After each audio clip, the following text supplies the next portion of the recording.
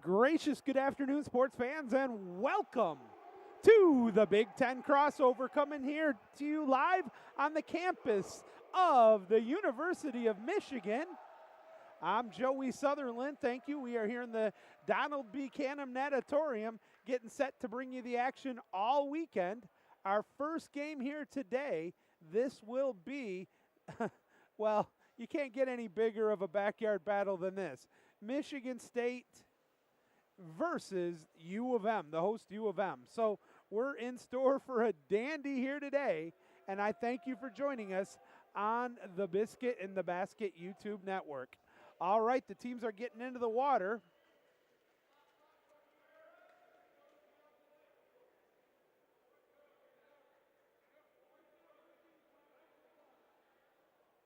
And to say they're excited is probably an understatement. I know I'm excited.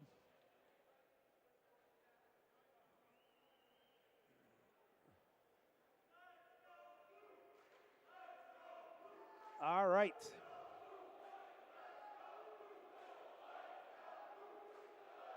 We're still having some scoreboard issues, but the teams are ready to go.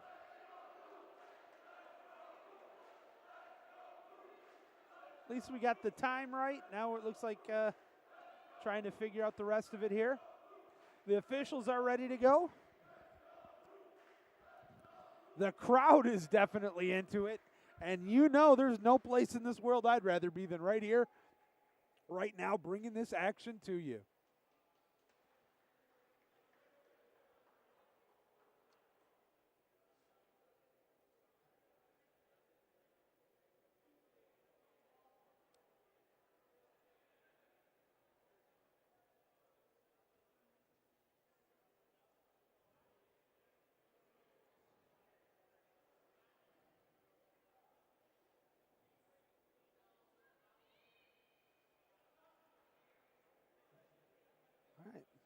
All right. They're still trying to figure out these challenges here. I have been there a million times as an aquatics director, so you know there is going to be nothing from me.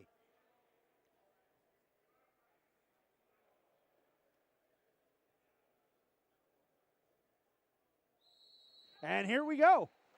Their scoreboard's still not right, but we're going to go.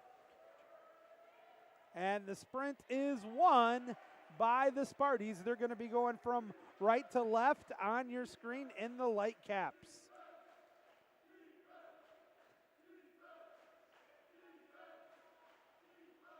Ball at the point.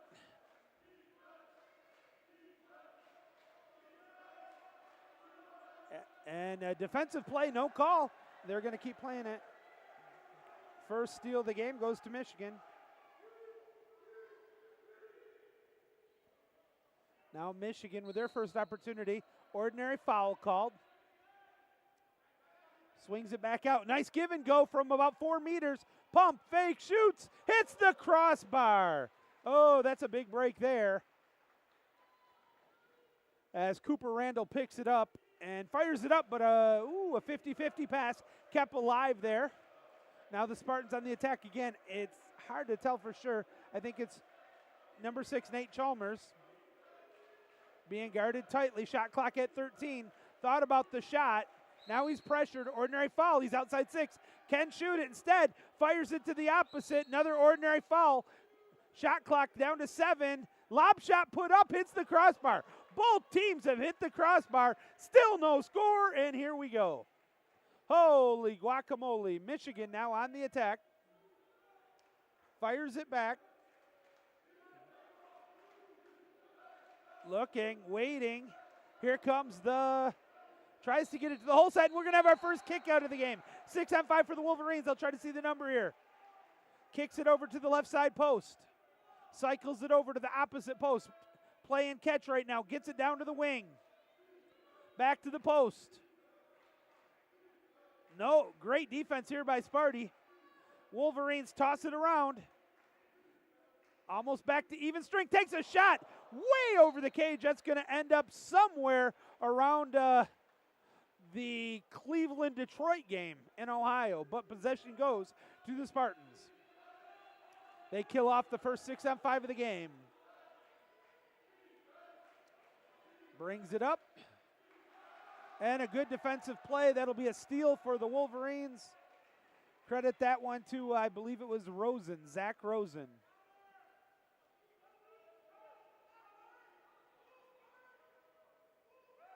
What a pass down low. They're running kind of a double hole. Bad pass. 50-50 ball. Wolverines end up with it. Shot clock still at 10, but one of the Spartans was leaving. He can shoot it outside 6. Looks around. Takes the shot. Buries the biscuit into the basket. First goal of the game unassisted for the Wolverines will be number 20, Alex Genosi. And you hear the crowd shouting, he's a freshman.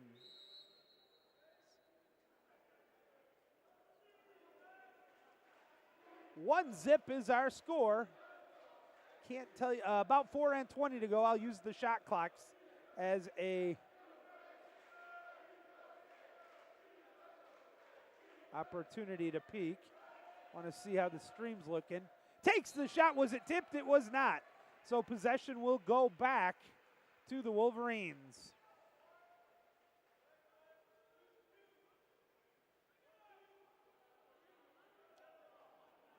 On top, one zip. Michigan tries to get into the hole set. They do. That's the one-on-one matchup. They want sweep shot. Great defensive work there by the Spartans. Keeps the ball out of the back of the net. That was another good defensive work there by Chalmers. And it's MSU with the rock. Ordinary foul from the wing. Kicks it back out to a driver. Uncontested at about 9 meters. Now back to the wing. With the rock trying to get the turn. That's Yenner. Yenner gets the turn. Lob shot, put up, scores! What a move there by number 9, Yenner. Oh, baby, we're knotted at one apiece. Mert Yenner, the sophomore.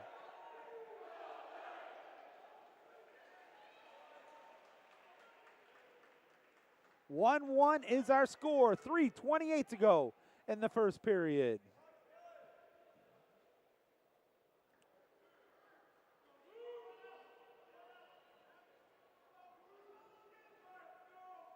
Late substitution here for MSU.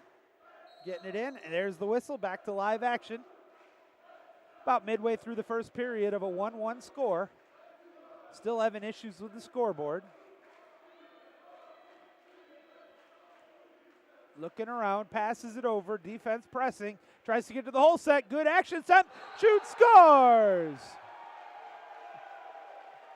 That was some good passing and persistent work there. Number 10's going to get the goal for Michigan. Brill, Jeff Brill.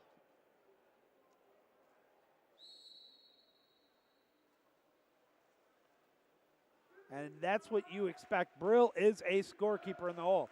He is ferocious. Now the Spartans down 2-1, have the ball. Excuse me. Gets it to the hole, but the defensive help comes, and who's that from? Brill. Brill will get the steal after his previous goal. 2-1 Michigan as the Blue Caps bring it up to the right side cage.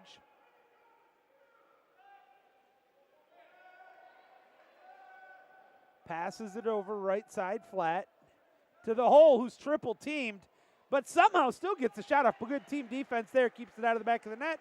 Possession goes back to MSU. Nice crash attempt there, but the goalie gets rid of it.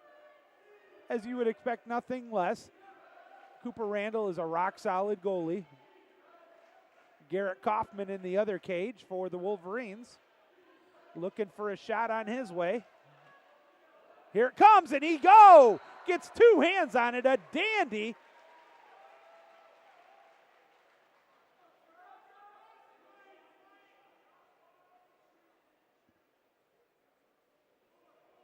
They're resetting up here. To the hole set, chance to tie it. Oh, he lost the handle, but an ordinary foul kind of helps him out on that one. Kicks it over, now it's going to be intercepted.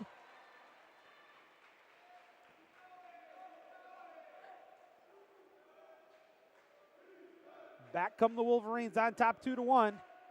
Last 100 seconds of the first quarter. First game of this tournament. 10 on the shot clock. Down to the wing, uncontested at about 5 meters. Back up to the top. 5 on the shot clock, gonna have to hurry. Gets it to the hole set. 2 seconds, will he get it off? He will, no.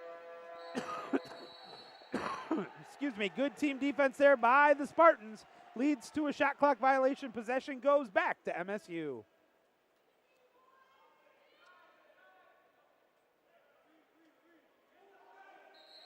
And a kick-out's coming. A great opportunity to tie it to the hole set. Wide open to the wing, but the pass was over his head. That'll allow Michigan to get at least back to somewhat resembling a defensive play. Now the Spartans setting up in their traditional 6-on-5 offense. Pump fakes it from the wing over to the post. Down to the low wing, had a quick shot, took too long. Now he fires it to the opposite side. They got the goalie moving. Skip shot, shoot, scores, and we're knotted. 13 puts the biscuit in the basket from 21. That is Todorovic gets the goal. And the helper on that one, I'm going to have to find out. I don't have a 21 on my jerseys.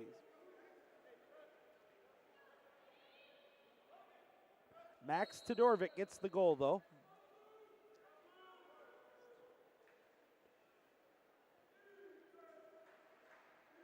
We're down to 40 seconds to go in the first quarter. 2-2 tie.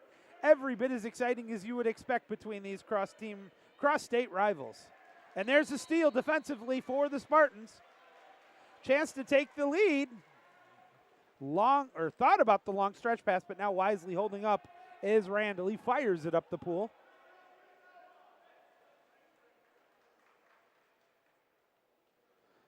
Sweeps it over to the point. Down to the wing. Game clock, about a second differential between the shot clock and the game clock on his back. Tries to put it up, but a nice save there by Kaufman. Now the Wolverines with a last second heave maybe. There's the ordinary foul. 2 seconds, can shoot it. Will, skip shot. Nice save by Cooper Randall. And that'll end the first quarter. At the end of one, our score, Michigan State and Michigan tied 2-2. We'll be back. Keep it here on the Biscuit in the Basket Network.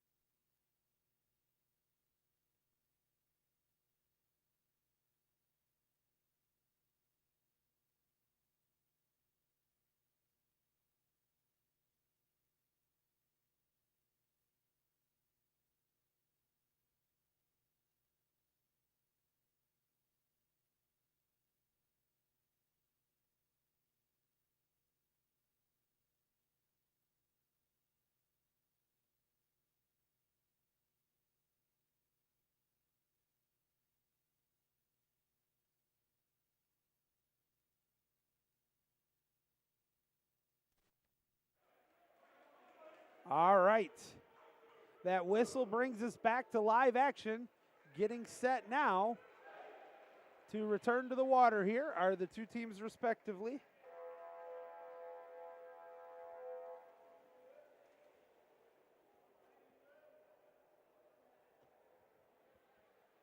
Two score.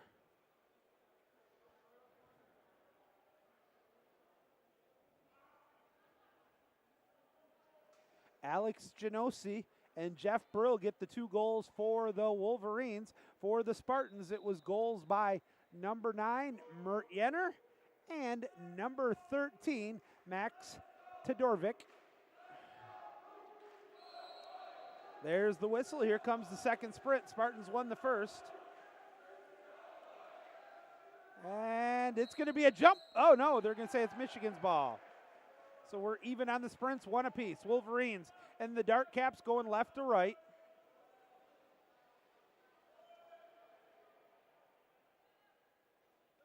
Cycling the ball around. Pump, fake, back over to the right side, flat, 2-2 score.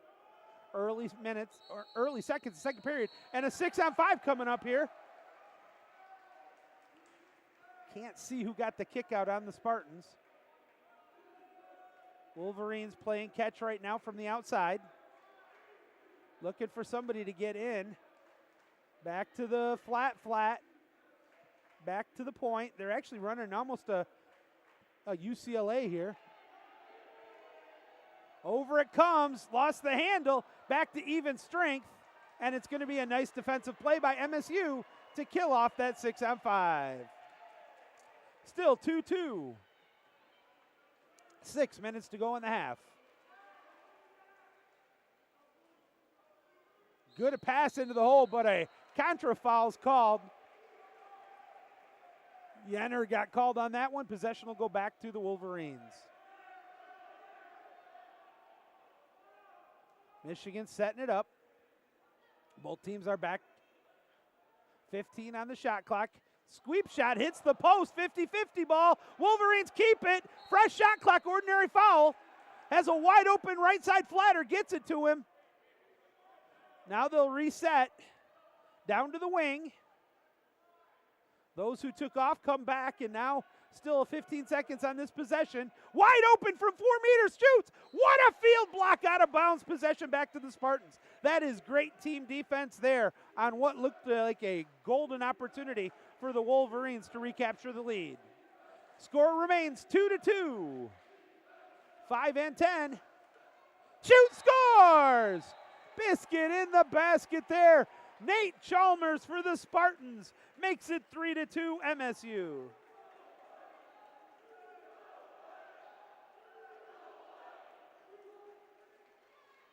First lead of the game now for MSU. Whistle back to live action.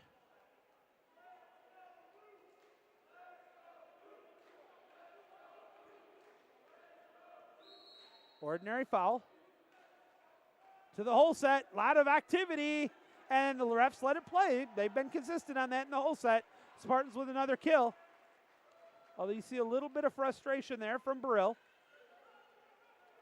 3-2, MSU on top. They have the ball. Long stretch pass, it'll become a 50-50 ball. Down at the wing, hits the end line. Last touch by the Spartans, that'll be a steal. Credit that steal to number 11, Dan Clyde. Long stretch pass, but a 50-50 ball, and it's taken back by the Spartans. So both teams playing really good, razor-sharp defense. Spartans on top 3-2, 4:22 to go in the half. Moving the ball around, setting up. To the point.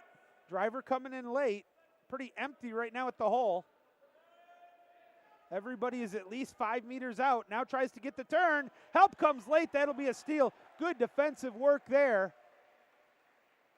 That will be the president for U of M water polo, Soar. Brendan Soar gets the steal.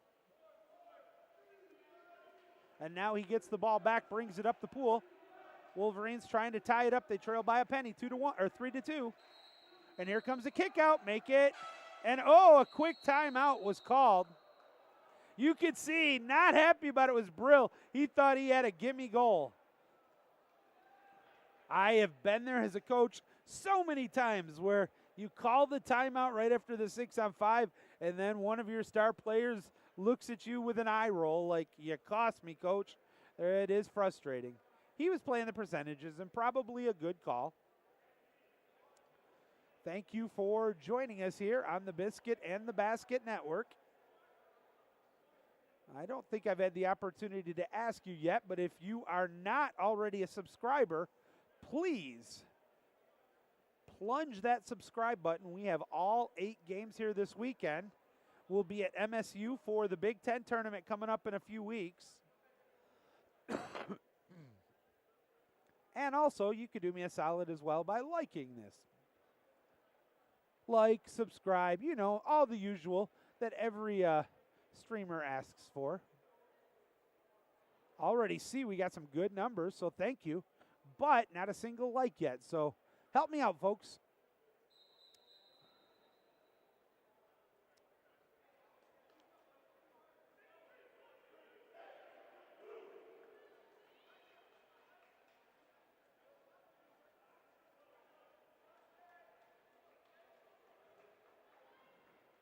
All right.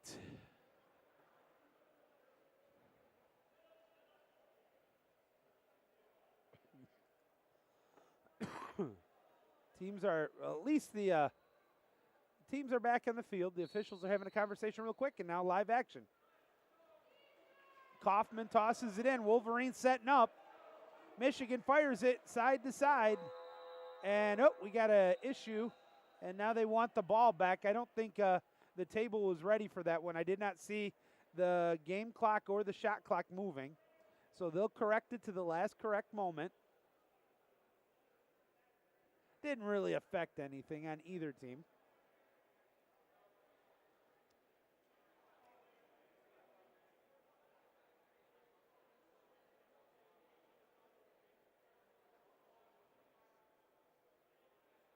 Now maybe they're going to go all the way to keep it at 30. And that will mean the kick out will be back to the full. And it is. So, all right, now we're back to live action. Man advantage here for the Wolverines, who trail 3-2. Cycling around, gets it up top. Bad pass. Too deep. But possession remains with Michigan. Gets it in. What a play defensively. They tried to get it to the post for a punch in, but the Spartans were ready for it. They kill off the 6-on-5. Back to even strength to keep the lead and take the ball.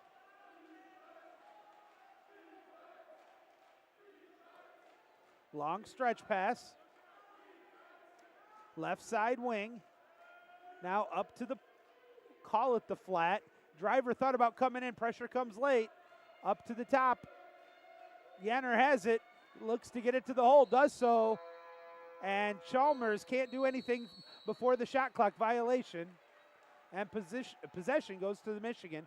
Down by a penny. Ooh. To the flat. Down to the wing. Lob shot put up. Nice save there once again by Cooper Randall.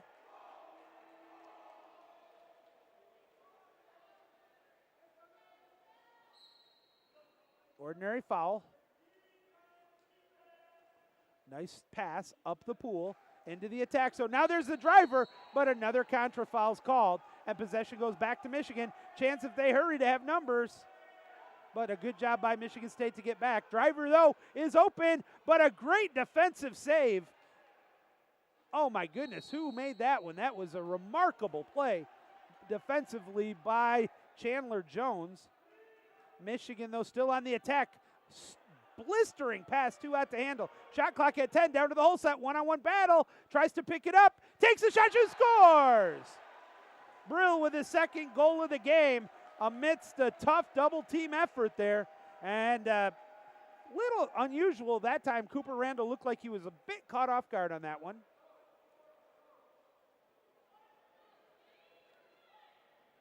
Substitutions for both teams. 2:02 to go in the half. 3-3 tie.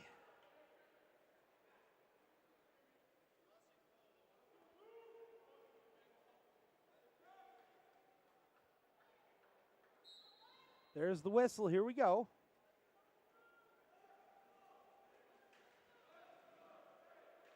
Bringing it up right now for the Spartans is Chandler Jones. Swings it down to the far wing.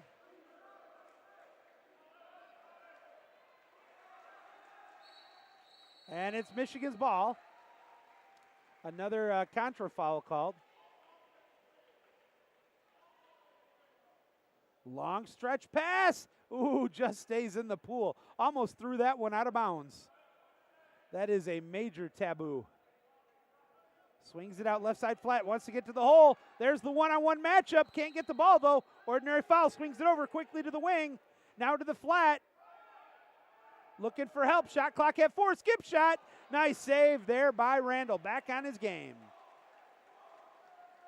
3-3. Spartans looking to recapture the lead here with a minute to go in the half.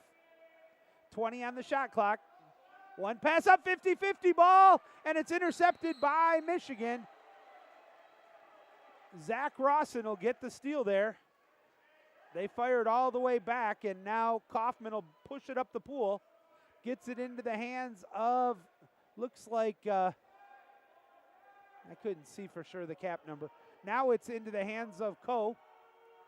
Whole set, kick out coming. Great chance here for Michigan, 6-on-5. Wolverines taking their time setting it up, cycling it back up to the top. Down to the left side post. Now he walks it up because they let him. Pump, fake, shoots. What a save by Cooper Randall. Remarkable save. Remember that one. Shot clock's turned off. Game clock at 10. Trying to push back. Ordinary foul. He can shoot it now. Lob shot put up, but that's going to end up in East Lansing. And now possession go back to the Wolverines. 1 second to go. Desperation heave. And I think they're going to say that will do it for the half. Our halftime score in a very entertaining first half. It was 2-2 at the end of one. It's 3-3 at the half. We'll be back. Keep it here on the Biscuit in the Basket YouTube network.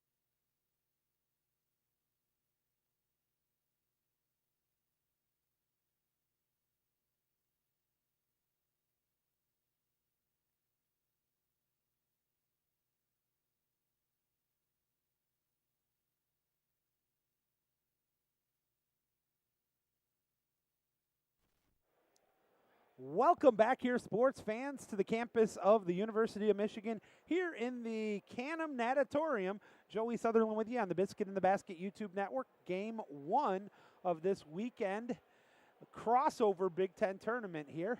The first game, it is Michigan State. And what would you expect out of these two juggernauts from the state of Michigan other than a 3-3 tie at the half? The scorekeepers, respectively for the two teams. Let me pull this back up here.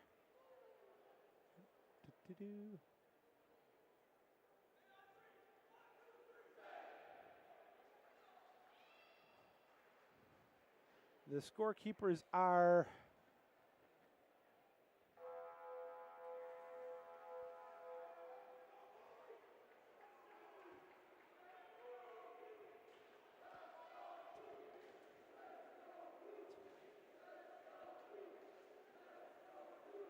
for the Spartans, Todorovic, Jenner, and Chalmers. For the U of M, it is Genosi and 2 from Brill, and that's where we're at as we get set to start the second half. The two teams have switched sides. Here comes the third quarter sprint. Both teams have won a sprint. This time it is Michigan winning the sprint. They're going right to left this time.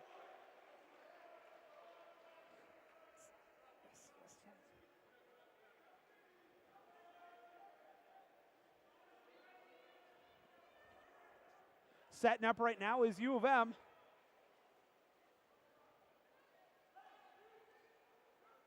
Lob shot put up, out of bounds. Possession will go to the Spartans. Good defense there by MSU.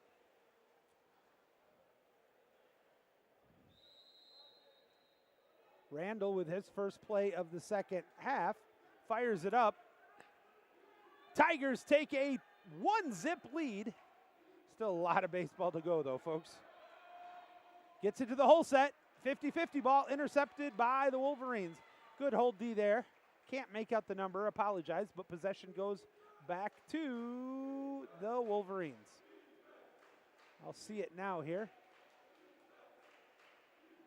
Passes it up, setting up. That last steal for Michigan was number 11, Clyde. And a kickout's coming 6-on-5 here.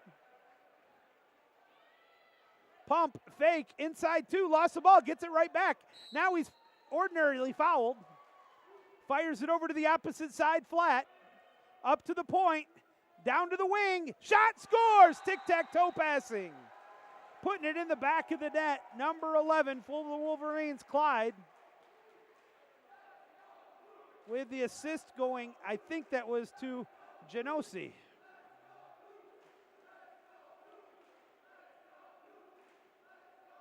Four to 3, Michigan on top. Ordinary foul, kicks it out.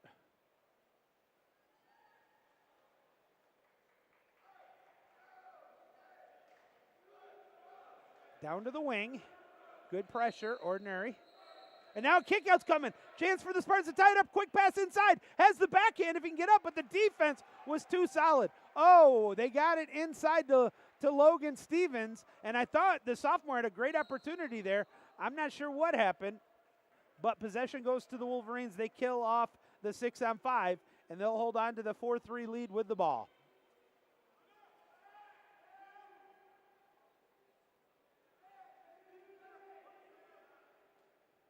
Swings it over, back over, opposite side. They're passing from flat to flat, down to the whole set. Good defense. That'll be a kickout's coming. I don't know if I agree with that one, as Chandler Jones will get called for the kickout.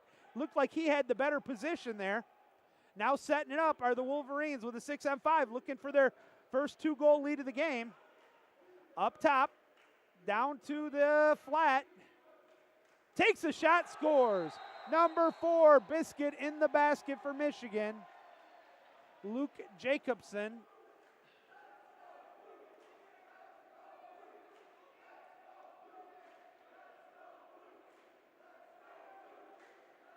His first goal of the game on the man advantage will make it Michigan on top 6-2. No, I beg your pardon, 5-3. 2-goal advantage here for Michigan. Spartans, though, trying to get it back quickly. Look at that, into the hole set, but good defensive help. Could have been a kick out, no call there. Now it's Michigan bringing up the ball quickly. Nice pass. Oh, give back two, double team effort. Driving in, tough angle. Lob shot hits the post. But a 5 meter is going to be called. Oh, and he is not happy about it. They're calling that one on, oh man, on Mert Jenner. Let's see who's going to shoot it for the Wolverines.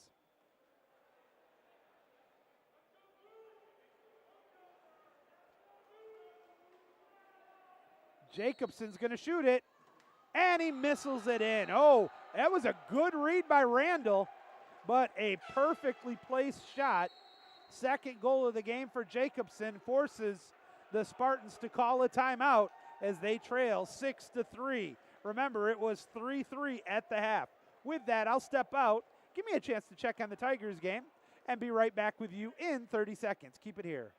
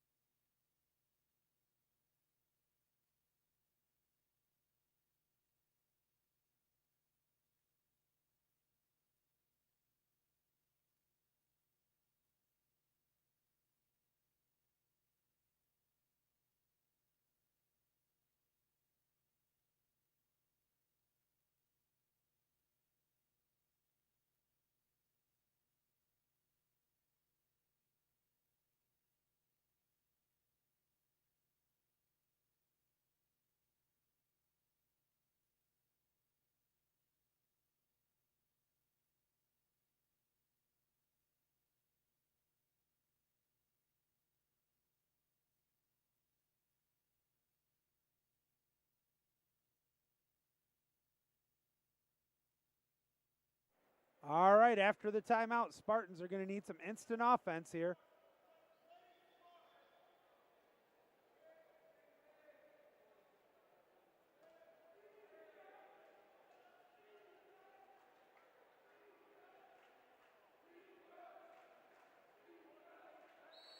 Ordinary, oh, just restart the game.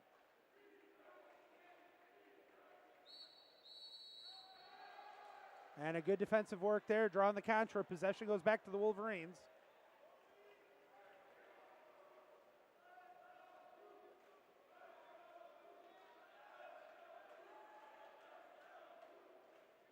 Tries to get it down low, great opportunity, and oh, a kick out, a late kick out come. Drawing that one for the Wolverines was Stoughton. Getting called for it, I am shielded out by the cage. Wolverines with another 6-on-5. Oh, what a field block there, and a good kill. Credit that field block by Logan Stevens, and now possession goes back to the Spartans, who are looking for some instant offense with 3.5 to go in the third. They trail 6-3. Nice cycle around. Wants to get it to the hole set, does so. Cuts to the inside, takes a shot, just off the mark. Oh, that was a great opportunity there. He did everything right but find the back of the net. He's losing his cap, and now it's the Wolverines bringing up the pool.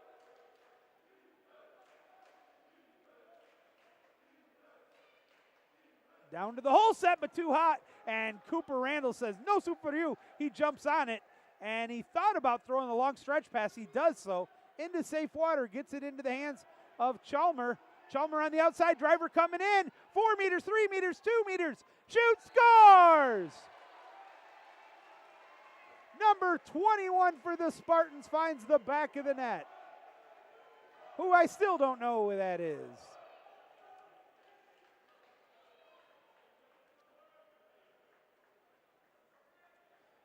But I can tell you definitively the helper on that one will be Chalmers.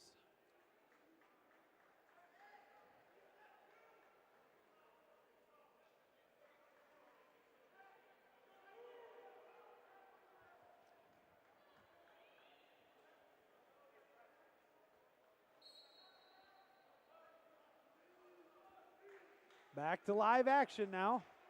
back a little bit more comfortable. 6-4. Michigan with a 2-goal lead and the ball. Michigan going right to left on your screen.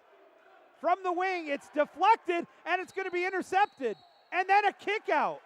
So 6-on-5, the kick out's called on Clyde for Michigan. Great opportunity here to pull within one for the Spartans. And another kick out, 6-on-4.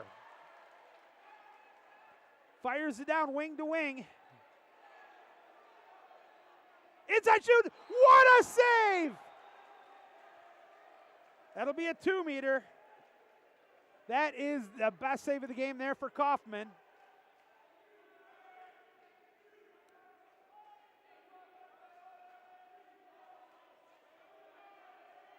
Wants to shoot, shoots, and scores! 21 with the goal. I gotta look to see as he comes by if I can see who it is by face.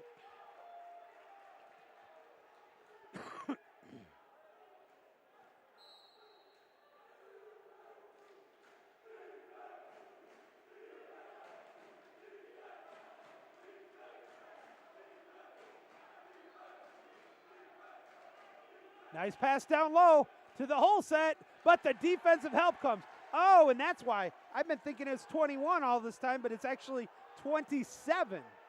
So that I can figure out who it is as a chance to make this a tie game. And what another great save. Is that a 2-meter? I believe it is. So it's Jack Blodgett. Jack Blodgett.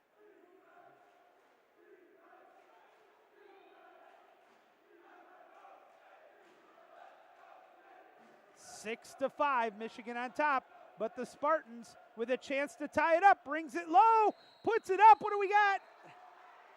I think a 5-meter was called. No, they're just calling the kick out on the goalie. Now the officials want to talk about it. Spartans want a setup timeout.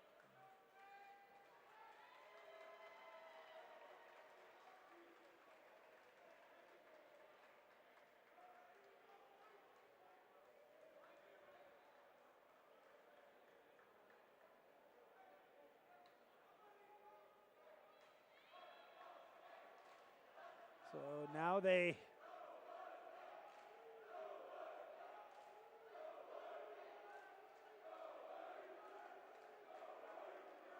all right, this is a weird situation. Lots of substitutions late. 6-on-5 with the goalie in the sin bin. Sparties with a chance to tie it up. They were down by 3, 6-3, have come marching back to make it a 1-goal game. Cycles it over, lost the handle. Down to the wing, wide open. If he hurls, Pam punches it in. Tic-tac-toe, and we're tied. Blodgett with a hat trick here in the third.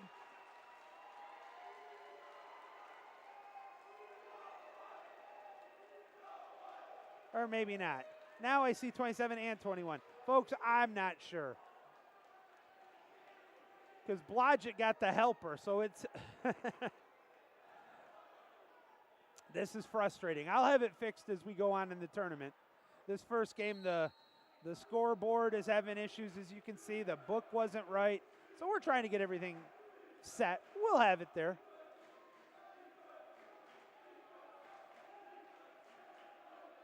Bring it up are the Wolverines. Their lead once 3. Now the game's knotted, 6-6. Down low, wide open, lost the handle on, has to fight for it. Kicks it outside. Shot clock at 4. Takes the shot over the cage out of bounds.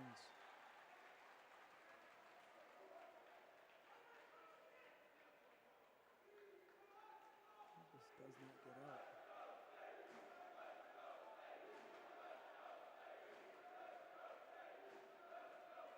Spartans, who were down 6-3 at the start, but have it turned over. Now it's with a chance for the Wolverines with the shot clock turned off to recapture the lead. Bring it up the pool after the steal. Shot clock at 7, or game clock at 17. Shoot, scores! Number 4 puts the biscuit in the basket. Jacobson, that's a hat trick.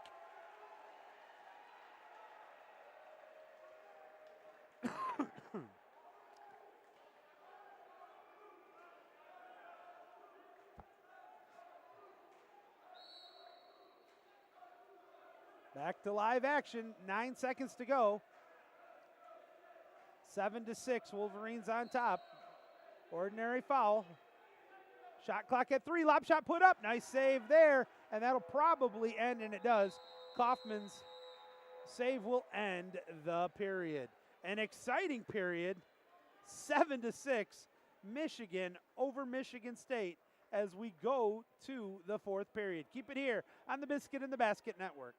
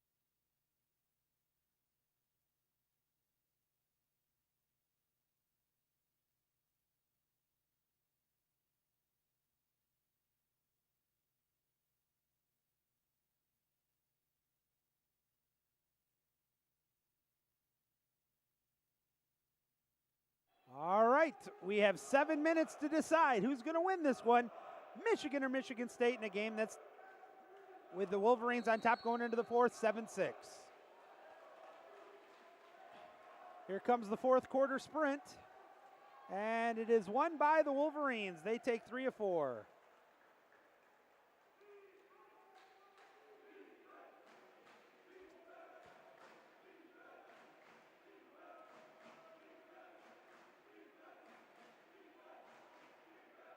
Setting up right now.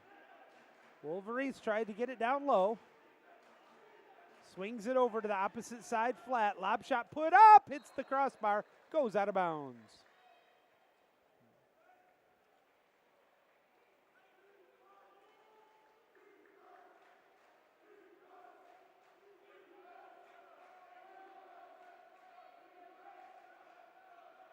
Setting up quick shot, shoot, scores!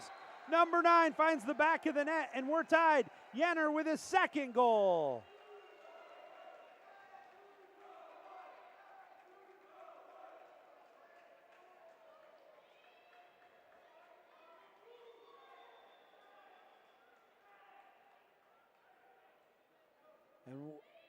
Okay, the officials are telling the bench for the Spartans they got to sit down as they are onto the bulkhead.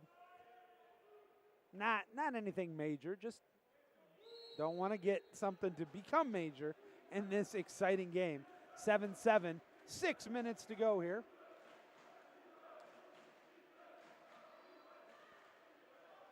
Oh, what a defensive play there. Credit that one to Chalmers as it swept back to Cooper Randall, and it's now MSU on the attack. And a kick out coming, a chance to take the lead. 6-on-5 here for Sparties. Nope, it's actually a shot clock issue.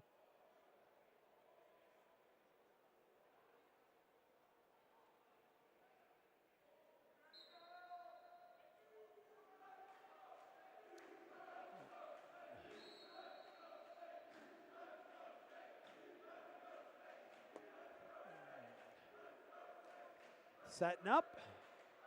What a field block, 50-50 ball. It's going to be still Spartan ball. That should be a fresh shot clock. Up to the top, dropped it, shoots it, nice save, and they did give the fresh shot clock. Good. I don't want to be critical. Oh, what do we got?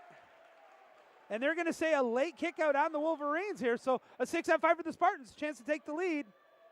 Boy, that whistle, I'm not disputing the call, just the whistle came way after the play appeared to be over.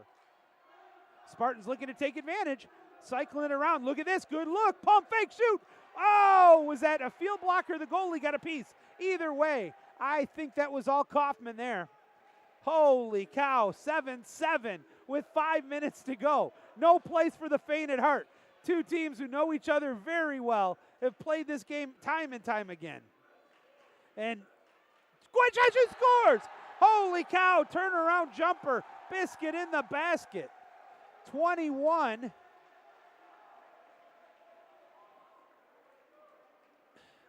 Now, I can't see who it is. I was told Deininger had a different number, and I think that was him.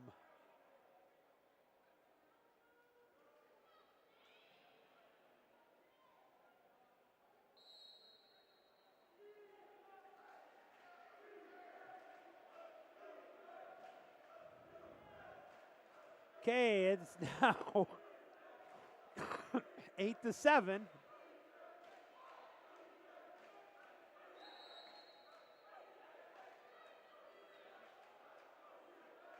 Cycles it around, 10 on the shot clock, looking to tie it. Hits the post, and the Wolverines grab it. Oh my goodness, folks, I don't care who you're cheering for. This is, every possession is exhilarating. It is back and forth action, great polo. And I've seen a lot of these guys forever, both here in college and back when they were in high school. And so many of these kids are amazing. Hit the post, oh baby, and then swimming to steal it is Cooper Randall. Good play there by Coop. And a perfect stretch pass, but not expecting it. I say it's perfect, and it was. But Worst now goes and gets it, fires it up to the point. Again, a chance to tie it here. Yenner has it at the point. Now it goes down to the wing, but the wing's out at 6 meters. Back to the right side flat, opposite side. Shot clock at 2. Gonna have to hustle, and it's intercepted. Credit that steal there to Staunton. Jack will get the steal, and the Wolverines bring it up.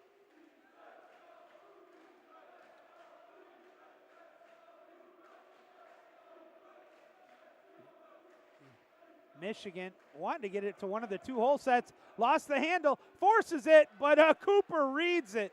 And now he's going to have to hustle, but going out to get it, that's a smart play. And now he's going to have to go back and get it. And to be honest with you, it probably shouldn't have been a new shot clock, but it doesn't matter as it's going to be picked up by Blodgett and brought up the pool for the Spartans.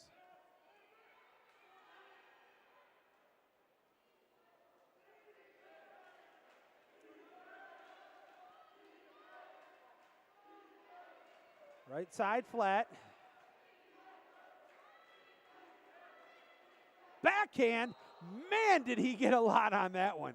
Holy cow, Yenner with a backhand from the right side flat that goes about 2 meters wide of the cage, but man, that was pretty. Now the Wolverines with a chance to stretch the lead to 2.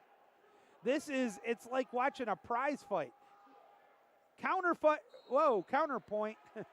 And that one goes off the mark, and a timeout taken by MSU. With 2:23 to go, the Spartans will take a full timeout. That'll give me a chance to get a drink of water. We'll be right back. Keep it here on the Biscuit in the Basket YouTube network.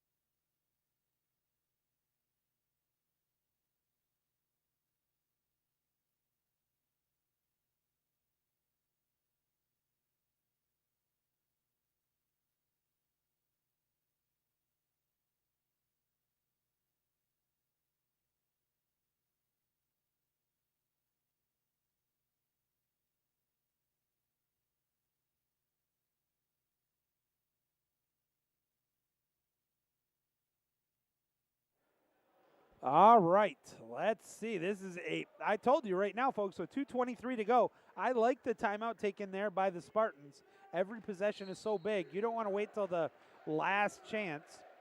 So trailing by 1, they set something up, gets it down low. Spartan, quick shot, shoot, scores! Oh, that was a sneaky play and finding the back of the net there. Oh, what a missile. Eliza Chino.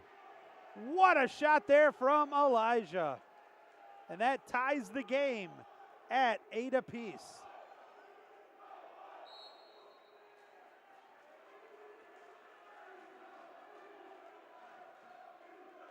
Chino, by the way, I beg your pardon.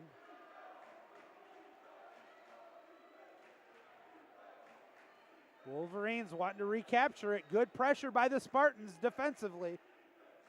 Gets it down inside 3, backhand shoot. What a save by Cooper Randall once again.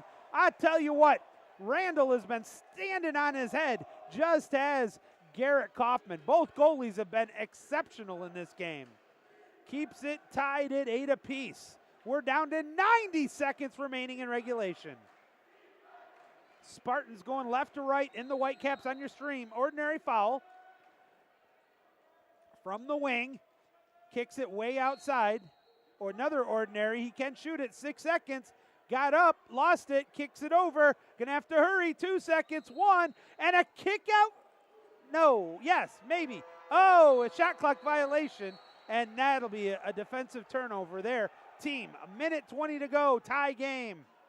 Wolverines now with their chance. Man, oh man. A chess match is oh my goodness. It's probably the best way to describe it right now. Move, counter move. What are you going to do next? 60 seconds to go. Tie game. Lob shot put up over the cage, out of bounds. And another Spartan timeout with exactly 60 seconds to go. Holy cow.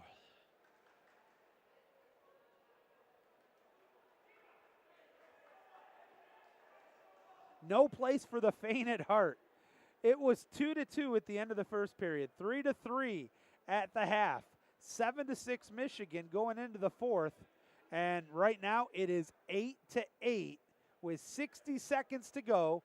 The Spartans will have a full shot clock, 30 seconds, with 1 minute to go in the game.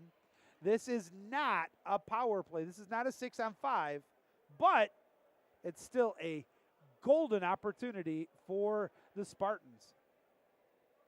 What a game this has been. And this is only our first game of the tournament.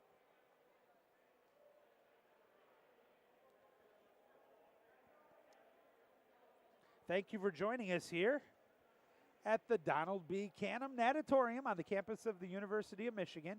I'm Joey Sutherland here, and I'll be keeping you company this weekend with the Biscuit in the Basket YouTube network. We'll be doing all 8 of the games here. We have 3 more today and 4 tomorrow. Is kind of a precursor before we get into the Big Ten tournament, which will be taking place in 2 weeks. Ironically, just up the street on the campus of Michigan State University. And we're trying to negotiate and work things out that I'll be able to bring you that action as well. Stay tuned for that.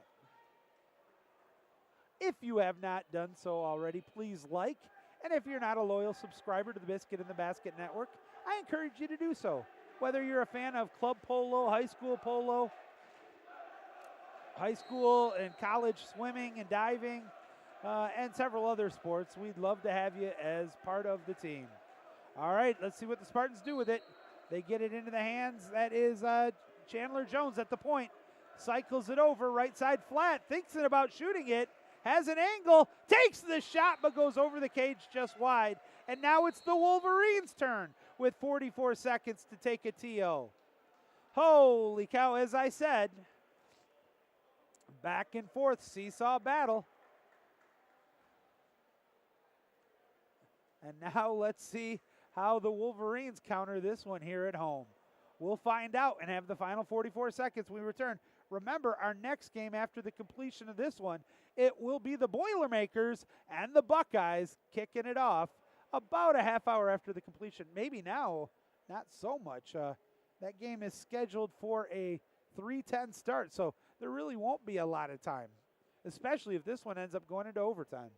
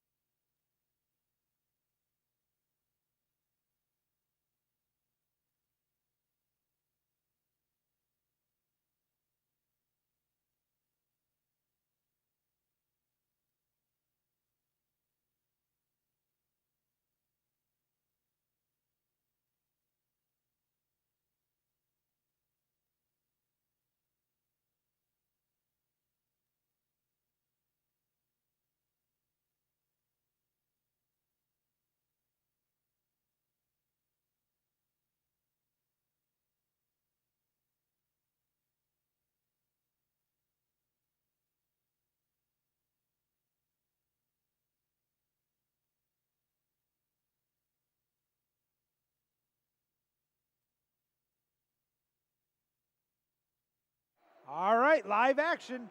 Wolverines setting up, going right to left. And the dark caps cycling it around, looking for that open shot. Good defense here by the Spartans. Ordinary foul. Kicks it outside, down to the wing. To the hole set. That's what they wanted. Can't get the handle on it. Does. What a save again by Cooper Randall. And he throws it out. That'll be a 2-meter. And the Wolverines will call another timeout. Shot clock is turned off. They can play for the final shot potentially. Holy cow. Looks like a full, yeah. So I'm guessing both teams get 2 fulls and a 30, but we'll have to check that.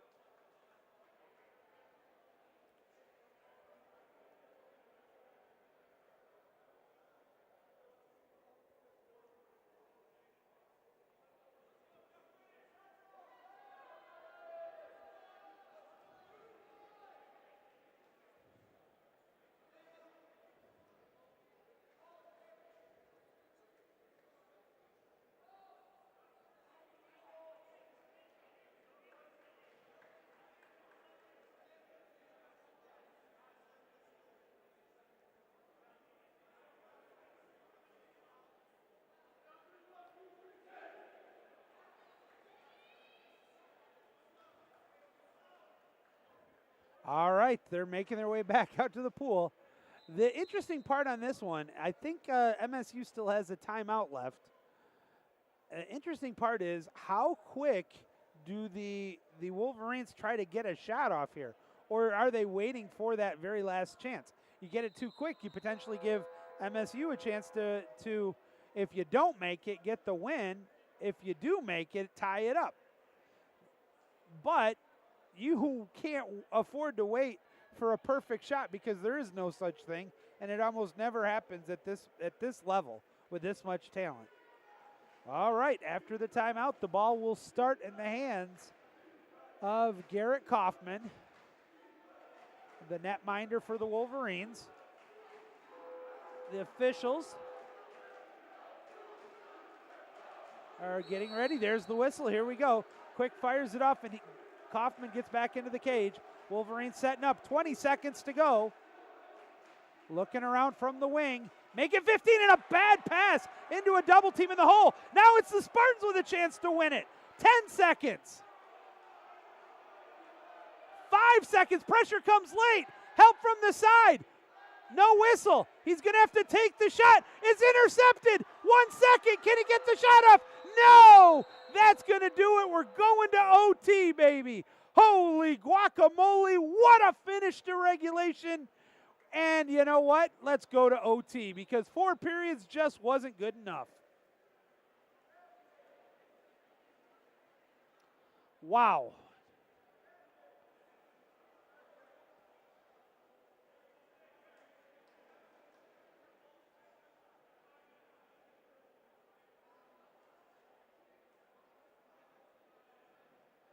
This is no place for the faint at heart as we're going to overtime tied at 8 apiece.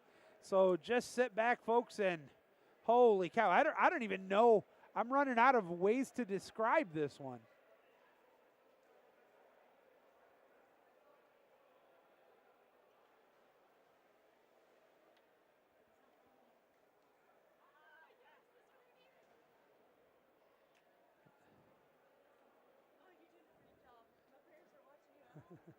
Thank you. Got it. All right. We're still working on the scoreboard kink, but you got to trust me when I say it's 8-8. We're going to overtime. Now, if you're a fan of the Buckeyes or the Boilermakers and you thought your game was about to start, well, you know, it's going to be a little bit extra time before we get to you. But this is fun. Thanks again for joining us here on the Biscuit and the Basket YouTube network. Take a look at our numbers. Very good numbers, and I appreciate you all joining us here. Grand slam. No, he got hit. He might be done for the year. They shattered his wrist. On the pit, that was the bitch before.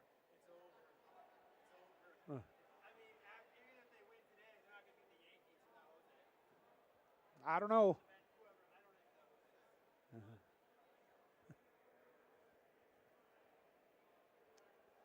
Sorry, folks, I didn't realize my mic was still live. Yeah, I'm a little distraught and disappointed. The Tigers now down 5-1 with only 9 outs to go in the season. It was a great run. 2 really unfortunate pitches. One in the game at Detroit by Bo Brisky, who's been nothing but amazing. Hangs one slider.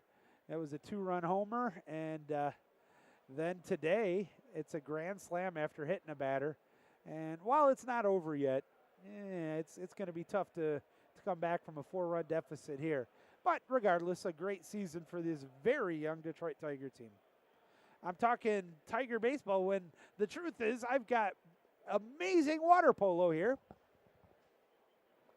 Michigan State, chocked full of alumni of the MWPA, the Michigan Water Polo Association.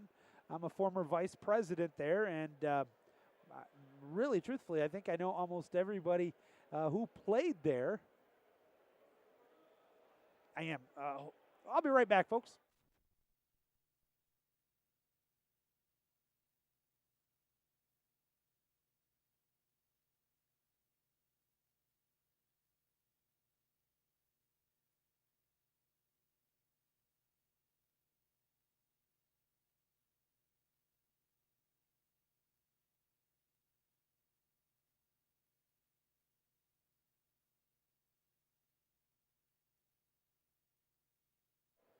Sorry, that was just the captain of the Buckeyes coming over to tell me that they have some roster changes, and I so appreciate that. Just as I so appreciate, I've had 2 different girls players come up to me and tell me their parents are watching and enjoying it. So that even warms my heart even better. So thank you, one and all. All right. If you are unfamiliar with water polo, overtime is not like some of the other overtimes you're used to. It's not sudden death. Initially, it's not sudden death. You have 2-3 minutes where both teams get to play both 3 minutes. Each team gets half of the first half on one cage and the other on the other. So there's no real unfair advantage. If it's still tied, then it becomes sudden death. Here we go. The sprint is won again by the Wolverines. Wolverines going right to left in the dark caps. Spartans in the light caps. Defending the left side cage. Trying to set up here.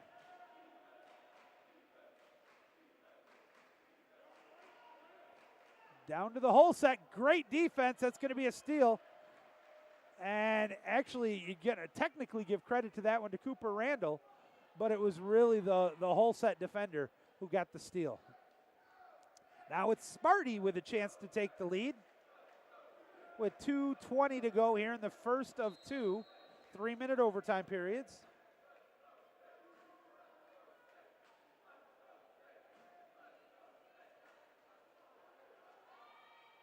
What a pass inside, but it's deflected and then swept over to Kaufman, back to Michigan. I'm telling you, folks, this is just back and forth. It's like a Saturday night UFC. Except the judges here will play no factor. It's all going to be left up to the players. Into the hole set, but there were too many white caps. Smarties with a good steal as the Wolverines tried to thread it into the hole set, but there were just, as I said, 3 white caps there. And now a chance to counter quickly, but kind of taking their time getting up the pool. We're down to 90 seconds to go in the first of 2. Overtime, 3 minutes. The help comes late, still open, 4 meters. Spin move, tries to put his shoulder down. Ordinary foul, now he's got to kick it outside. Takes the shot, it goes over the cage. Oh, what did he do? If you're a high school watcher of mine, you'll know what I'm going to yell at him about. He forgot to crunch his abs, so it goes over the cage, and now the Wolverines have the rock. 70 seconds here in the first of the 2 3-minute overtime periods. Wolverines and Spartans tied. Kicks it outside, shot clock at 8. Up to the point, draws the ordinary outside 6, he can shoot it, but he has problems. Now he's going to shoot it, and oh, a late kick out's called, and he did not give him space to get the follow through. That's what it is. And now a setup timeout's going to be taken by the Wolverines. The official deemed that on the shot, a player after an ordinary foul has to give you so much space. They said he violated the space. That's what led to the kick out. So a fresh 30 and a power play here now for the Wolverines. And this game that's tied 8-8. Wolverines cycling it around to the post. Walks it up. Down low. Thinks about it. Pumps it. Fakes it. Shoots it. Scores it for the Wolverines. Jacobson with his 4th goal. The helper on that for the Wolverines was Zach Rawson, his 2nd helper of the game. Wolverines now up by 1, 9-8. 39 seconds to go in the first of the 2 overtime periods. Back to live action. Couple of substitutions here for the Sparties. Nice pass, left side flat. Shot clock at 22. Down to the wing. Pressure comes. Ordinary foul. They want to get it to the hole set. Good job defense by the Wolverines. Up to the right side flat. Now to the wing. Well, what a pass into the hole. And it's intercepted, though. The Wolverines swim through that one. Holy cow, what a play by Zach Rawson. Rosen with the steal of the game right now. I didn't see where he came from. And that's going to end up, Wolverines are a little upset there that they at least didn't take a shot on goal by Stoughton. But that's going to end the first half of the OT. Wolverines now on top 9-8. The 2 teams will switch sides, and we'll pick up right back from there. Keep it here. 9-8 is our score. If you're waiting for Ohio State and Purdue, that game will be coming up soon.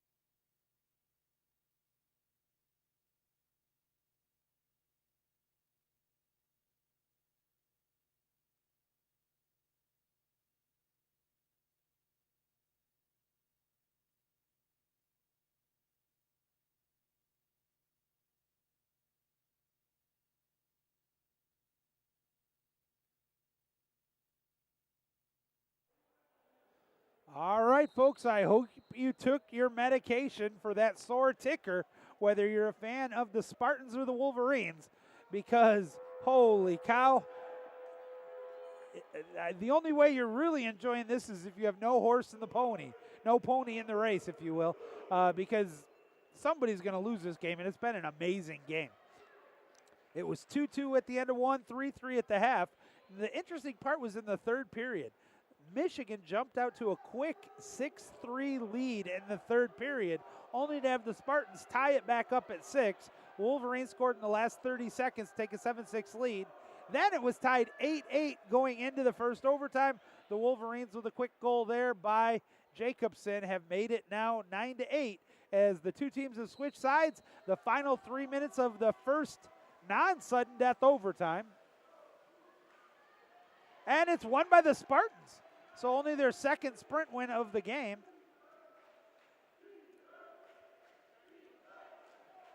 They've won 2 of the 6, but this could be a big one as they're setting up. They're going right to left in the white caps. Driver coming in, great pass. Oh, but what a swat away. Number 16 for Michigan with a spectacular play. Jack Stoughton defensively. Oh, he got that one away from Ian Wurst. I thought Wurst was about to put the biscuit in the basket. Now it's Michigan up by 1, 2:20 to go. Cycles it over. Wide open at 5 meters. Takes another swim in, but the defensive help comes. Great defensive work, and now it's a steal there from Ian Wurst. Oh, my goodness. Great defense on both ends. This is just, oh, look at this. Spartans have a man open and didn't see it. Then a submarine swim over. Credit the steal there for Michigan. That time, too. But it's stolen right back. Good gravy. I can't even figure out who the cap was to steal it before it gets stolen back. And a driver wide open. Waited too long, but he sees the far trailer. He's open, pump fake, gets a piece of it, loose ball. And it's kicked out, wide open backhand, off the mark. Are you kidding me? Holy cow, the ball was like a pinball. Bing, bing, bing, bing, bing, bing, bing, but he can't get the biscuit in the basket. The Wolverines hold on to the 1-goal lead, wide open the other way. Cycles it, but intercepted by the Spartans. Down to 80 seconds to go. Michigan up by a penny. The Spartans with the ball. Holy cow. The action is cuckoo for Cocoa Puffs, folks. They want to get it to the hole set, finally do. Help comes late, and a kick out's coming. 6-on-5, chance to tie it up for the Spartans, and they call a timeout. Thank the maker. I'll get a quick drink of water. Holy cow, what a game. 9-8, Michigan on top. Spartans with a 6-on-5 are going to have it when we return.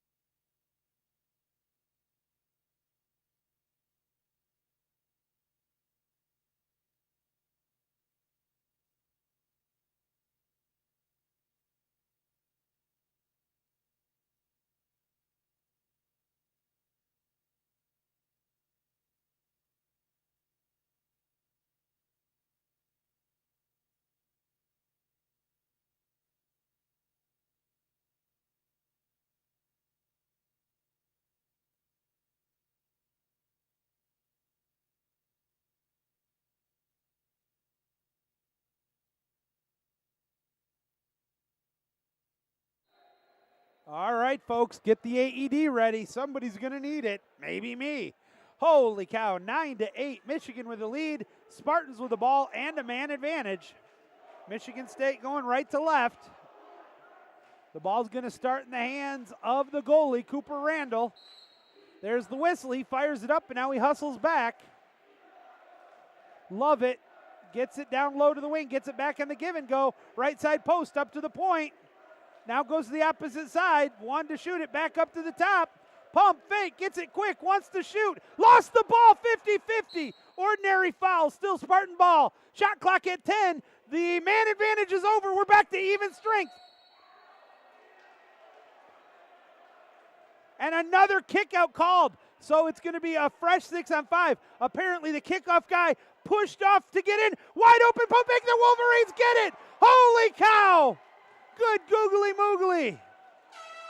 And now a timeout taken by the Wolverines with 29 seconds to go. The shot clock's turned off. That might be corrected. I believe there should be about 32 seconds to go and about 2 seconds still left over. But we'll find out. I'll get back to you on that one. Keep it here on the Biscuit in the Basket YouTube network. Holy cow, is this action crazy.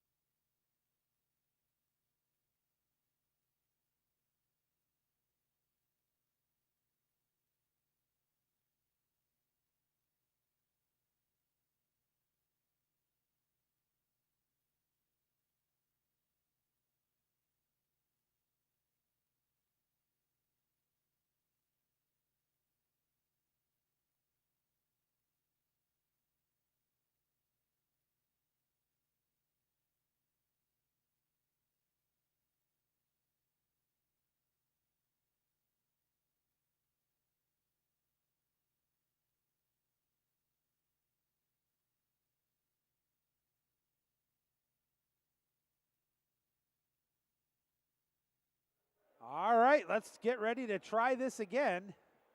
Wolverines, and they did not adjust any time, so the shot clock's turned off.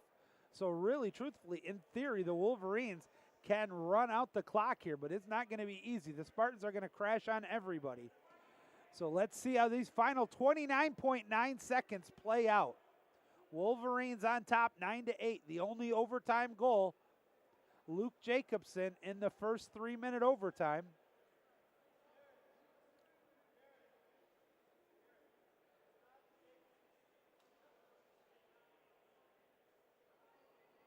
Now the official having a conversation with both coaches. I'm not really sure. I mean, yeah, the shot clock is off because it's under 30. Now, if they added time to it, there could be a slight deviation between the shot clock and the game clock, but there isn't.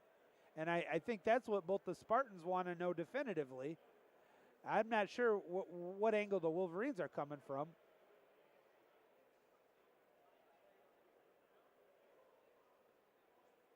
But I will say this, folks, the 4 pace clocks are working perfectly. It's the scoreboard that's not, as you can see in the picture-in-picture in the upper left. Now we got Johnny's over there, Johnny Smith, check in with the scores table, and they're going to make it 25 seconds on the shot clock, 29 on the game clock.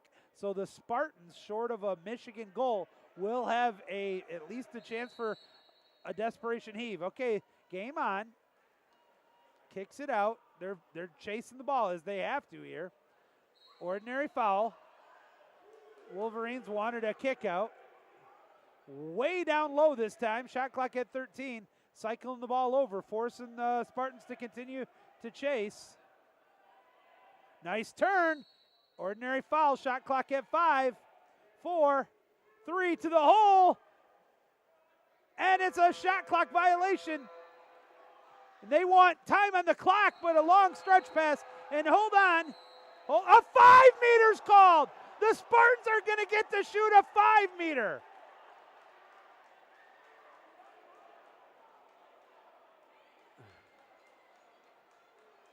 Now I got to find out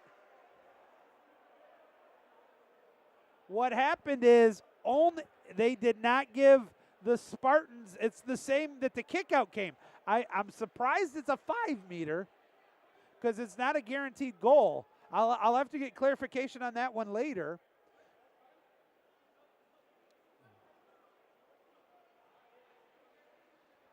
So I'm not sure what's happening here.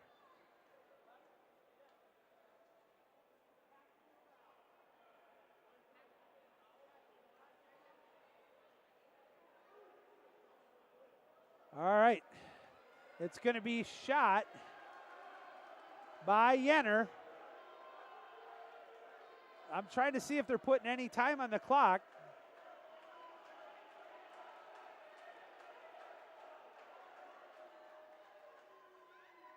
All right, here we go. This really means something here. Takes a shot, he scores! And we're tied. Now, is it going to sudden death, or is there still time in this one?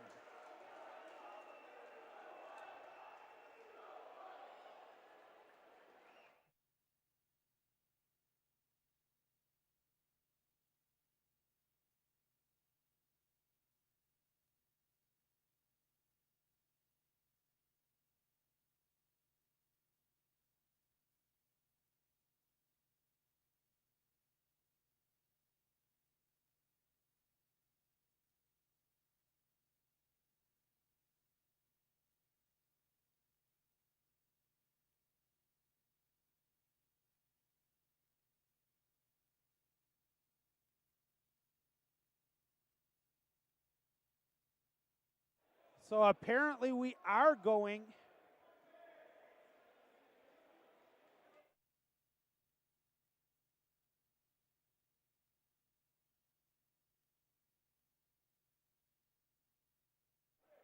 All right, so I guess that will end regulation, or the overtime. 9-9 is now we go into sudden death. The next goal wins.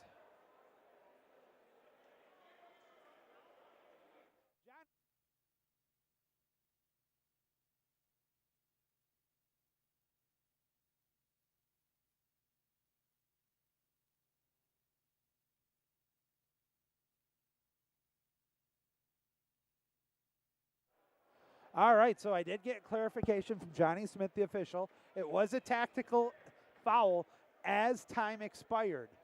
So the 5 meter was shot in a dead ball end of overtime. If he makes it, as he did, we continue to sudden death overtime. If he misses it, the game was over. He made it. We're going now to sudden death. This is where it already was no place for somebody who doesn't have a strong constitution.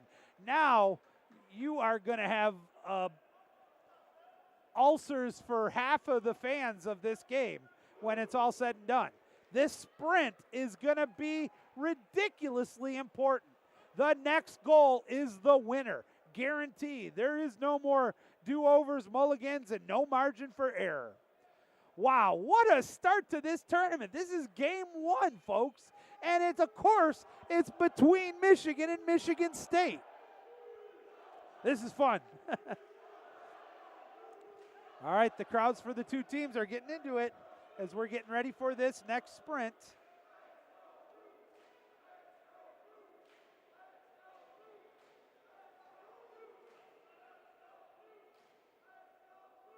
All right. There's the whistle. Huge sprint. And the Spartans win it. So the Spartans in the white caps are going right to left with a chance to win. All the overtime goals have come on the goal that the Spartans are shooting on. Shot clock at 15. First possession of sudden death. Cycles it out to the flat. Driver coming in. Instead, they go to the opposite wing. Good defensive work and nope, just an ordinary foul. Shot clock at 5. Takes the shot. What a save by Kaufman. Oh, now it's the Wolverines with a chance to get the W. Bring it up, setting it up. Going left to right on your stream. It's at the flat. They want to get it to the hole, but a great defensive play and stolen by the Sparties. Another chance for MSU to win it. Long stretch pass on the dime. What a play. Doesn't want to get the foul. Shoots. Scores. Winning it in overtime. Number 2 puts the biscuit into the basket for the Spartans. Chandler Jones, the grad student, on a perfect lob shot. And MSU wins the game 10-9. Holy guacamole, what a finish to that one.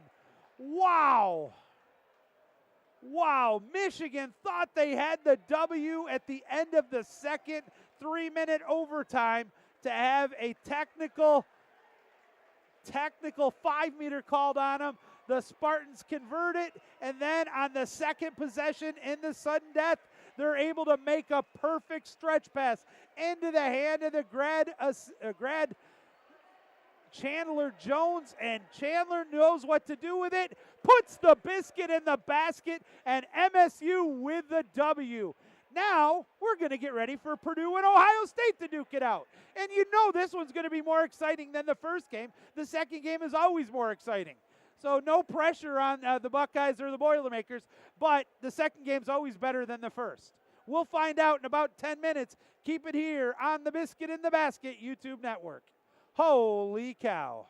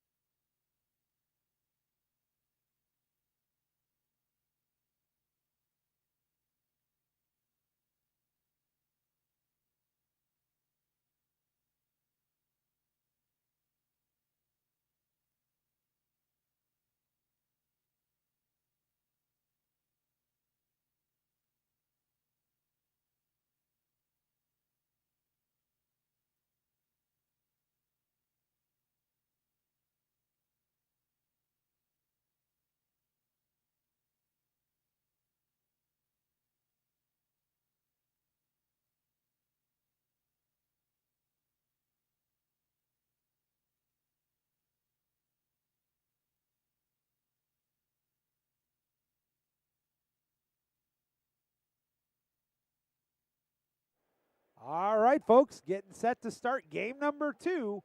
This time it will be Ohio State and Purdue duking it out. Ohio State will be on the left side in the white caps with the red lettering. The Boilermakers will be in the dark cap with the gold lettering.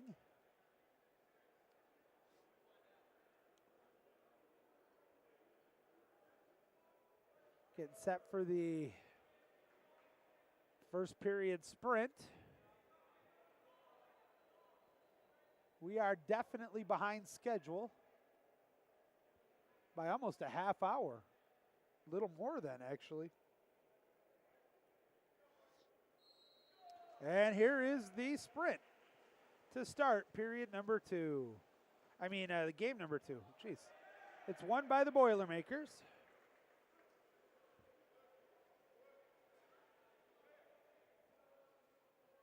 They're going from right to left on your screen. Gets it over to the left side, flat. Wants to shoot, field blocked, out of bounds, possession to Ohio State. They'll have their first possession here of the game. Quickly getting it up into the hands of number 15, Connor Lofthouse.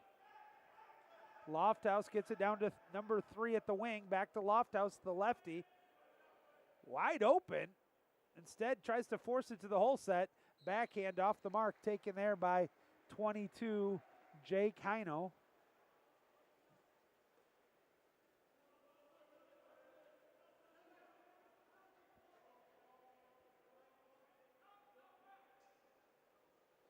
And a good save there. A little bit of a break for the Buckeyes. Jack McDaniel in the goal there.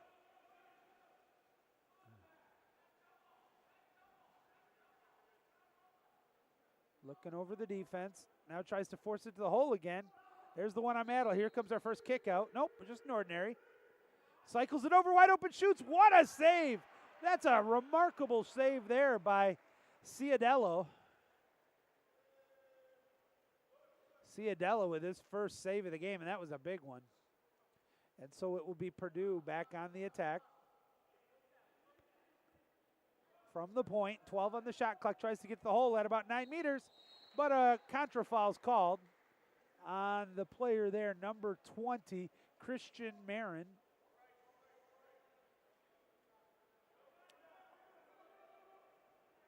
Buckeyes looking for the first goal of the game to the hole set, one-on-one battle, wants to turn, help comes late. Here comes the kick out, 6-on-5, chance for the Buckeyes. They get it down to the wing. Now setting up, that cage is moving a lot. Over to the left side post. Back down to the wing. Bad pass off the mark. 5 minutes to go in the first period. 15 on the shot clock. Tries to push it inside, and the pass is a contra foul. And it's going to go and kill the 6-on-5 possession. Heads to the Boilermakers. No score. 4:45 to go. Joey Sutherland with you here on the Biscuit in the Basket YouTube network. Passes it into the middle, but intercepted. Credit that steal to the Buckeyes number 3, Adam Wade.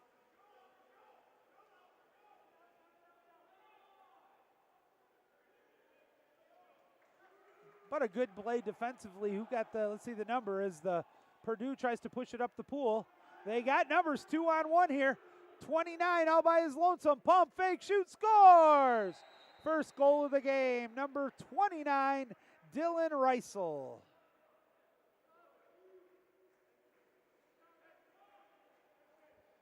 Dylan Reisel gets the goal.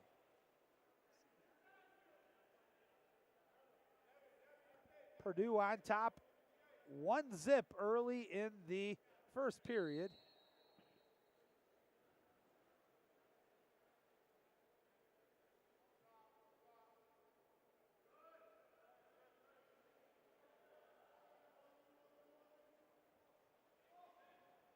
Buckeyes 15 on the shot clock, trying to get it into the hole set, but good defensive team, tag team effort there by Purdue leads to a turnover.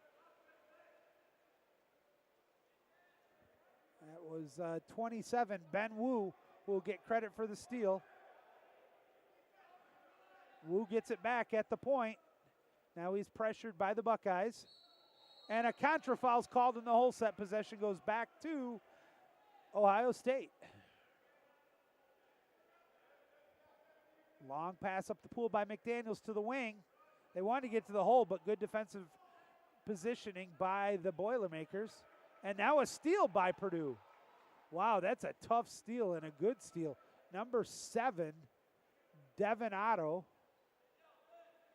gets it back to their goalie, Ciadella.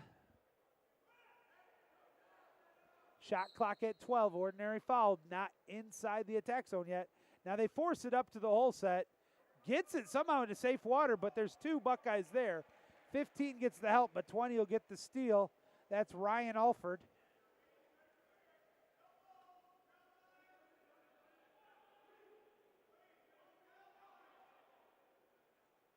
Now a chance to tie it up here for Ohio State. They're down 1-0.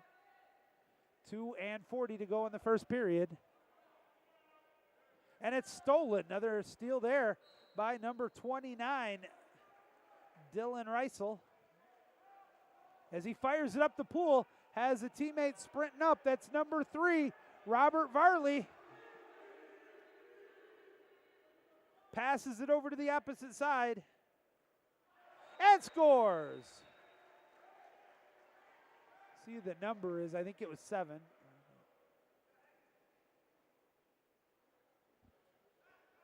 And that's Devin Otto.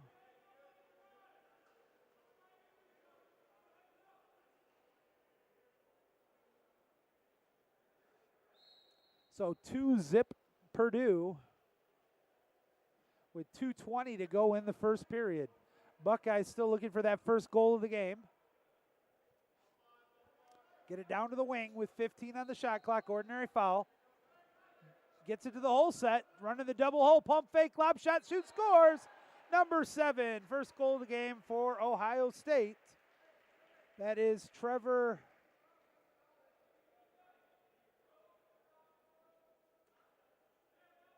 Elerding. Trevor Elerding. Easy for me to say.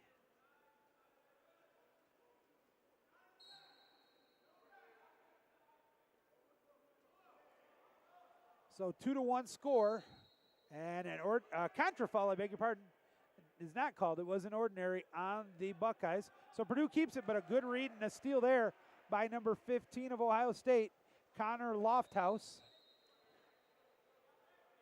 25 on the shot clock, gets it up quickly, down by 1, 2-1, chance to tie it up here for Ohio State. Kicks it out to the point. Number 14, pump fake, down to the wing, too hot to handle. Now he's got to chase after it. Shot clock at 10. Back up to the left side flat. To the driver. Sweep shot. Nice save there from from Ciadella. That's already the 3rd save of the game for Ciadella. And now it's Purdue bringing it up on top 2-1. The wing at about 5 meters to the hole set, but it's a battle for it. And it'll be intercepted by number 14 of Ohio State, Drew Mussman.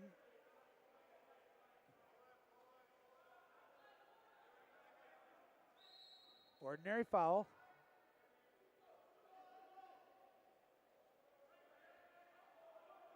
Setting up. Gets by, chance to tie it up. From the wing, outside to the right side flat. Opposite side wing, takes the shot, and it's wide and out of bounds. So possession goes back to Purdue.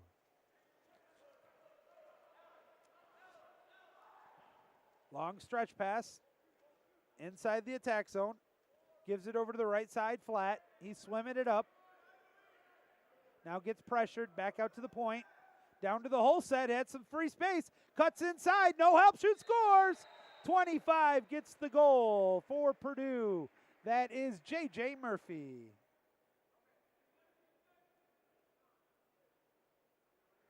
Murphy's first goal of the game makes it 3-1.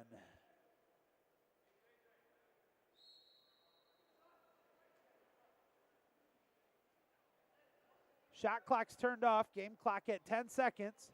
Buckeyes looking to take a goal here before the end of the period. To the hole set, that's the matchup they wanted. cuts to the inside, trying to draw the kick out, and he does. 2 seconds to go here in the period. Or are they calling the 5 meter? They're calling the 5 meter. I think that's going to be on 29, Reisel. Who's going to shoot it? Looks like 22, which is Heino. There's the whistle. Gets up and saved. What a save there by the goalie to end the period. Ciadella saves a 5 meter to end the first period. Purdue on top 3-1. We'll step out for a quick word from our friends. We'll be back with the second in just a moment. Keep it here on the Biscuit in the Basket Network.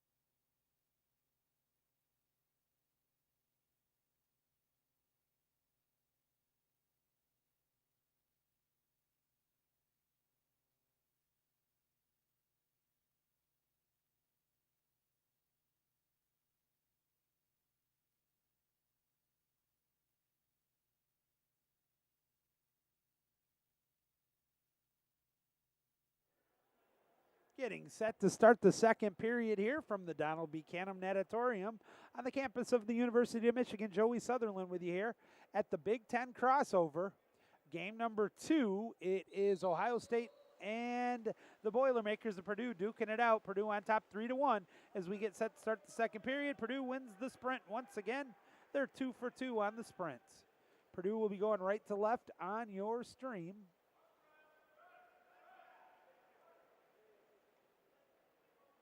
Tries to get it down to the wing, and they do. Back out to the flat, to the point. 8 on the shot clock. Long shot, nice save. Best save of the game there for Jack McDaniel for the Buckeyes. Now the Buckeyes with a chance potentially to pull within 1. Has a driver if they see him, he does. Help comes late, pump. He tries to turn, shoots, scores! Nice second effort. 21 will find the back of the net for Ohio State, and that is Unsure. That's one of those jersey number or cap changes they said they had, but I have not seen it yet. So 21 gets the goal. I'll try to find out who that is later.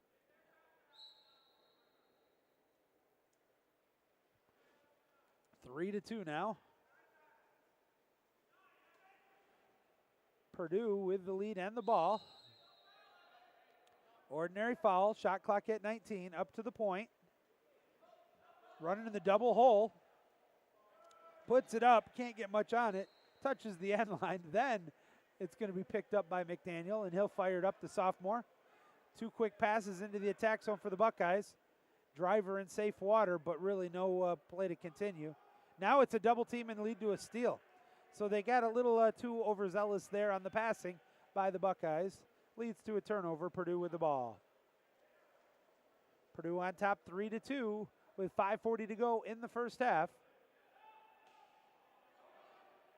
But the pass was behind the hole set, And it's going to be intercepted there again by 21 of the Buckeyes.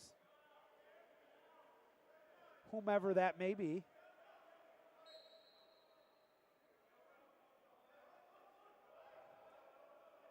To the point. Down to the hole. Hole kicks it out to the wing. The wing with 9 seconds. Back to the hole set. He thought about the backhand. Lob shot put up. Nice save there by Ciadella. And a perfect stretch pass by the defender. And he continues to fight for it. On his back shoot, scores! What a play by number 23 for Purdue. That's just a great play by Alex Hanna.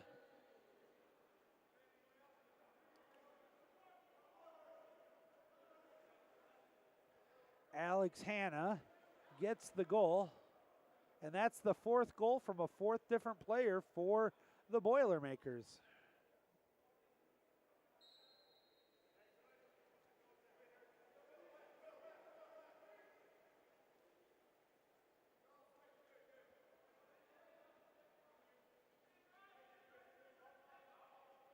Ohio State down by a couple.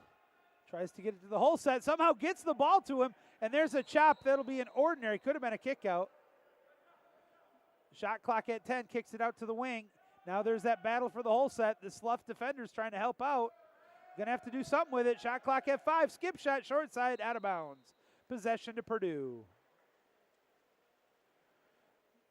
That was a situation where it looked like the ball handler didn't want to handle the ball. And now Purdue transitions from defense to offense.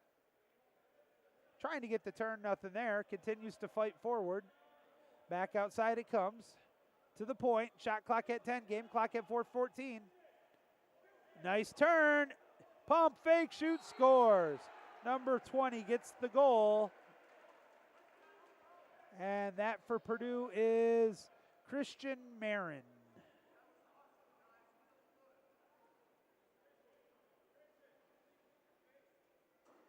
So now it is 5 different goal scorers for Purdue. And they're on top by a field goal, 5-2. Ohio State has the ball when play continues, and it does.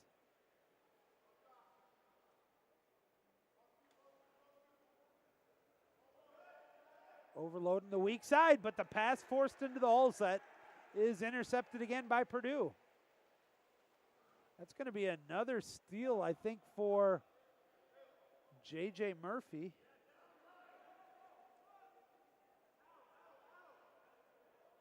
Good defensive work. Yeah, contra foul's called. And credit the steal that to Ohio State's number 16, Danny Richardson.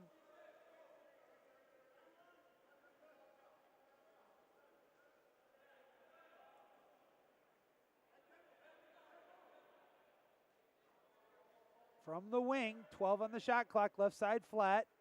Lots of driving going on. Back to the wing, 8 now. Tough angle. Really not much to shoot at. Tries to get a turn. 3 seconds. Help comes late, leads to the steal. Good defensive slough help there. Who's going to get the steal for Purdue? I think it was number 5. And it is. Number 5 is Will Devine.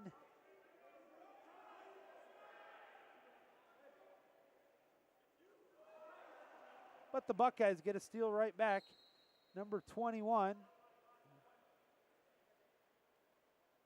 Oh, and that's the coach. So to the hole set. On his back, lob shot hits the post.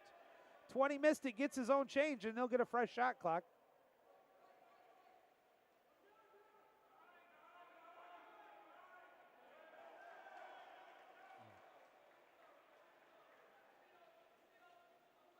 That is Donnie Richardson.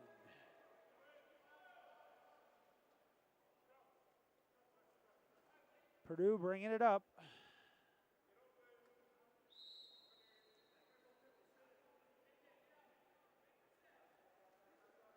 Nice. Oh, just getting a piece of it. That'll be a 2-meter. A fresh shot clock with 2:11 to go. Purdue with the lead has the ball.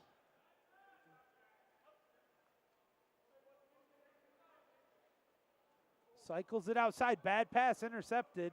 That's the easiest interception that number 15 is ever going to get, Connor Lofthouse.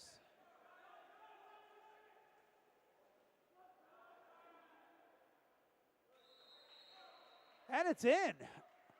Trying to see the, I think that's going to be,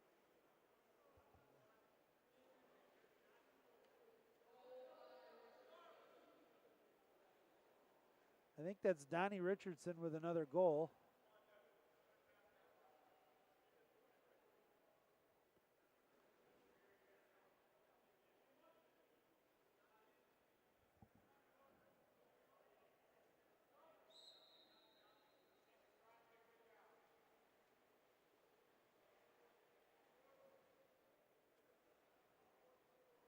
Back to live action now.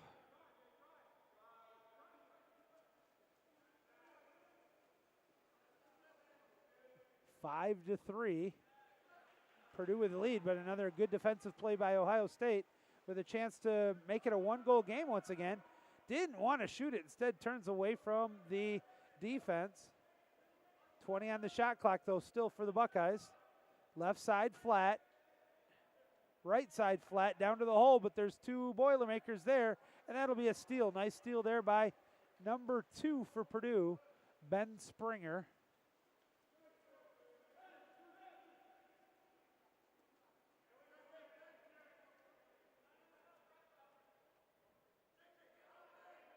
Purdue taking their time with under a minute to go in the half, up by 2. Tries to force it, looking to draw the ordinary. It's not there. Now gets it down to the wing. Going to have to hurry, and they just dump it. That's the first time we've seen that today. And a timeout's going to be taken from Ohio State with 42 seconds remaining here in the first half. And we'll get a quick drink of water back with the final 42 of the first half when we return. Purdue on top. Keep it here. We'll be back on the Biscuit in the Basket YouTube network.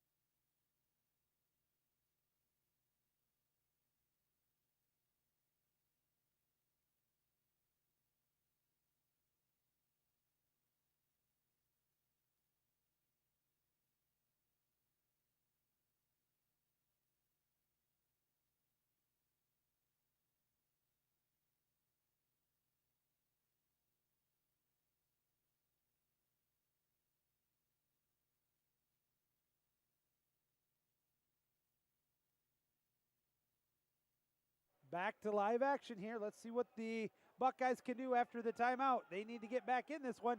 Great defensive work, though. A field block and a steal there for the Boilermakers. That was number 7, Devin Otto, who will get credit for that last steal. Purdue with a chance to open the lead. There is a slight differential between the shot clock and the game clock of about 2.5 seconds. Good defensive effort there by Ohio State, but the Purdue gets an ordinary foul. Left side flat. He can shoot it. You might have to.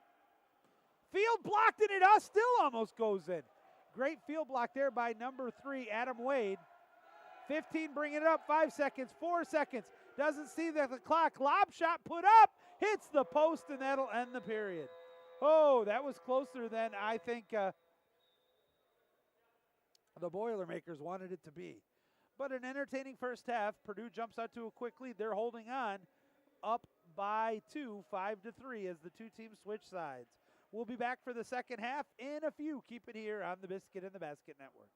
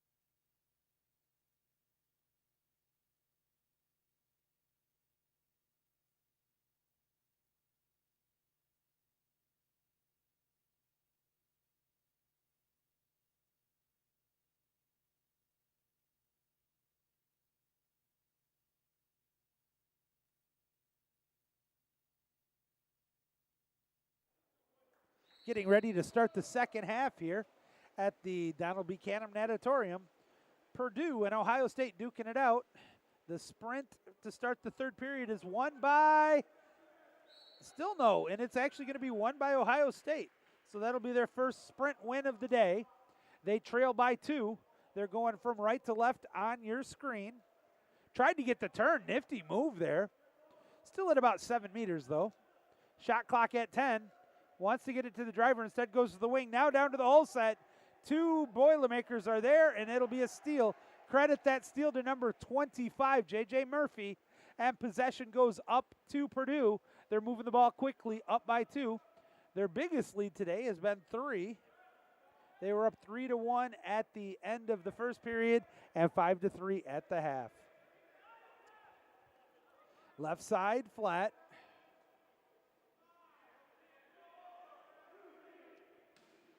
Oh, nice field block there. And possession's going to go back to the Buckeyes, who are looking for some instant offense.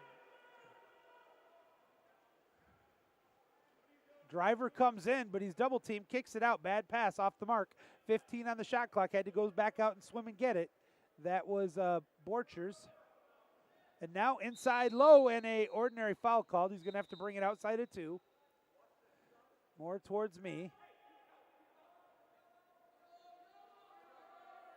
Fires it outside. Going to have to hurry. Tried to get it the whole set, but a kick out's coming. Ooh. That's on 23 for Purdue on Alex Hanna. That's a break there for the Buckeyes. I thought he had good position. So a fresh shot clock and obviously the man advantage here. Cycling it around on the far side. Back down to the wing. Up to the post. Quick shot, shoot, scores. Tic-tac-toe. Finding the back of the net. 15 feeds it to number 6. Patrick Vitanemi.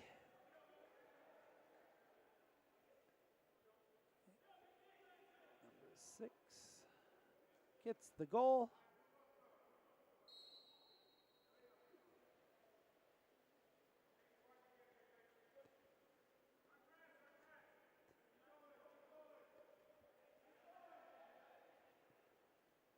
All right, back to live action. It's a 1-goal game.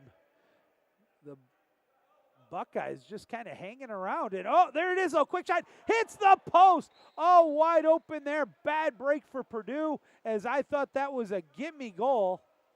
And I'm sure he would like to have that one back. And now it's Ohio State on the move. That last shot from Purdue was Alex Hanna. But look at this, all by himself at 4 meters. Pump, fake, lob shot, shoot, scores! Number 5 for Ohio State. Will Borchers ties the game.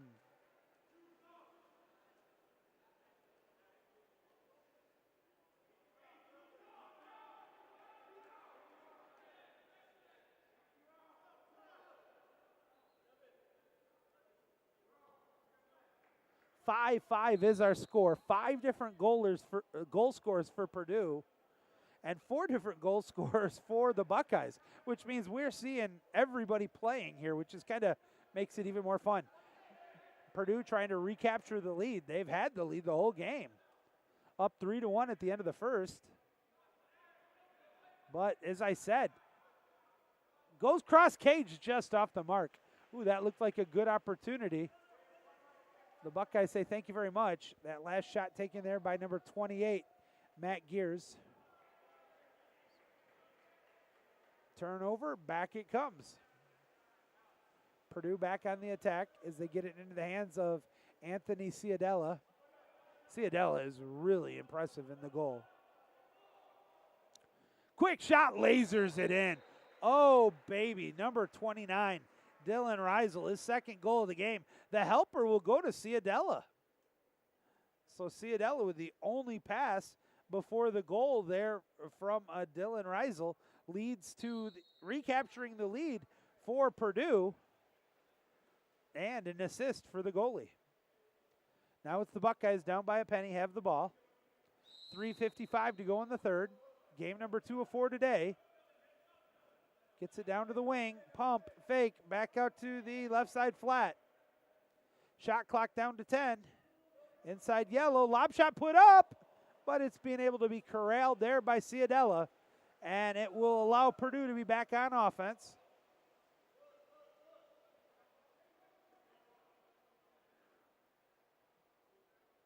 Fires it up, swings it over. That's the goal scorer, Dylan Reisel. Under 10. Coming up, and he took the shot. And a fine save there by Jack McDaniel. I believe that's still McDaniel in goal, and it is. So the Buckeyes are back on the offensive attack.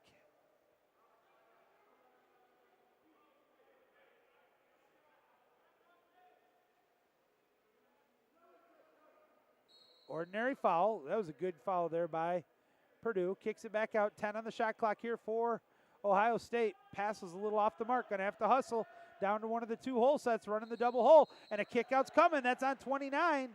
Reisel, that's going to be 2 on him, I believe. So Ohio State moving the ball quickly. Tries to get it down low, but inside 2. Good call there by Johnny Smith. That negates the 6-on-5, and possession will go back to Purdue. But Dylan Reisel with 2 is going to have to spend some time on the bench here. They can't afford to have him get his 3rd in a pretty close game. Purdue up by 1, cycling the ball, left side flat. Down to the wing, 8 on the shot clock, takes the shot. It hit both posts, and now it's a 50-50 ball that the Buckeyes will end up with. Good job hustling to swim up and get that one is Donnie Richardson.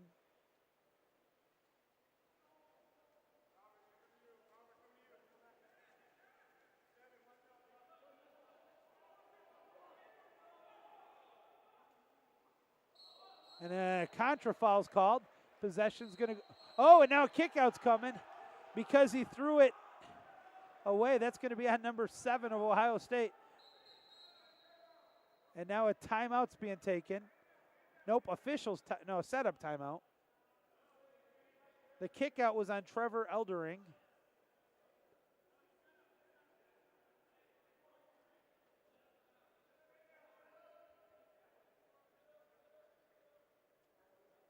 And while that wasn't a malicious play, that's just a bad break. He didn't. I'm pretty sure he didn't hear the fact that he was called for an ordinary foul, or excuse me, a contra foul. So he thought it was an ordinary, and he fired it to his teammate. But since it wasn't their ball, it's an easy call for the officials.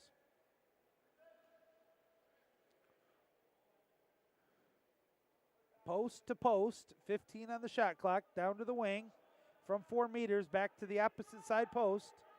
Lots of cycling here. Back up to the top, back to even strength. And it's off the mark, untouched, and possession goes to the Buckeyes, trying to capture the advantage, but a good defensive recovery. Ordinary foul. Kicks it outside. Now everybody's defensively and offensively where they should be. Back to the wing. Man, there's a kick out coming, and I saw that one coming. They didn't pass it to him right away, though. What number is that? 21 gets called for the kick out on Purdue. Ryans. He's inside, too. You better be careful. Now he's out. That was smart. You cannot go in before the ball. Inside the cone area, pushed in, and it was no goal. It was right on, and it's got to be all the way in. It was so close. A good break there for Purdue. Now the ball comes back the other way. From my initial angle, I thought that was in, but the official had a better look than I did. And look at this, trying to bring it all the way back the other way. And a kick out's coming. Yep, 6-on-5 now for Purdue. Up to the top, cycles it over. About a 4-second differential between the shot clock and the game clock. Pass was a little too hot for the left side post. Down to the wing. Shot! Nice save by the goalie. Loose ball. Kept alive. Who's going to get it? It's a fight for it. And the Buckeyes get it. That is a great play there on both ends. Donnie Richardson with some great defensive effort there. And then hard stick-to-itiveness as he outfought Shub for the ball. Sam Shub takes the shot. And that's going to end the period. Oh, crazy, crazy action. One goal is the difference in this game, and we'll have 7 minutes to decide who's going to win it. Will we have another overtime game? Well, you'll have to tune back in to find out. Keep it here on the Biscuit in the Basket Network. Fourth quarter coming up.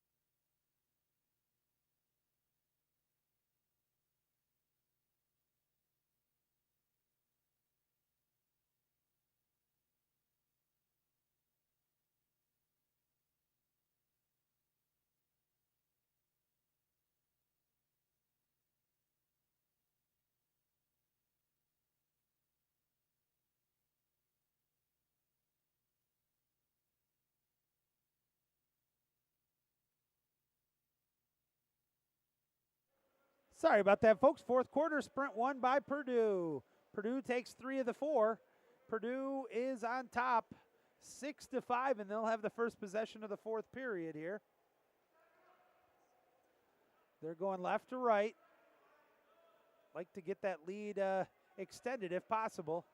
As I said, the Buckeyes are pesky. They just keep around and lull you to sleep, and then bam, all of a sudden it's tied. 5 seconds on the shot clock. Going to have to force the shot, and that's one of the better shots from a tough angle.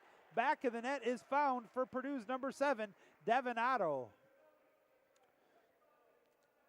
7-5 Purdue.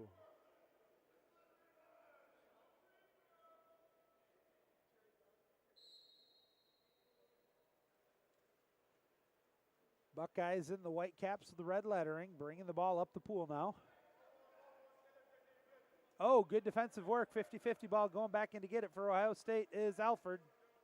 Alford trying to draw the foul, kicks it back out to the point. Shot clock at 12, not even had a good look yet. Now they get it to the whole set, but just too many dark caps, no chance there. Force that one in, and it's going to be swiped back to the goalie, Anthony Ciadella. Now bringing it up is Murphy. Murphy, quick pass, who scores? That's tic-tac-toe passing. Murphy gets it into the hands of I think that was number 2. I want to confirm that.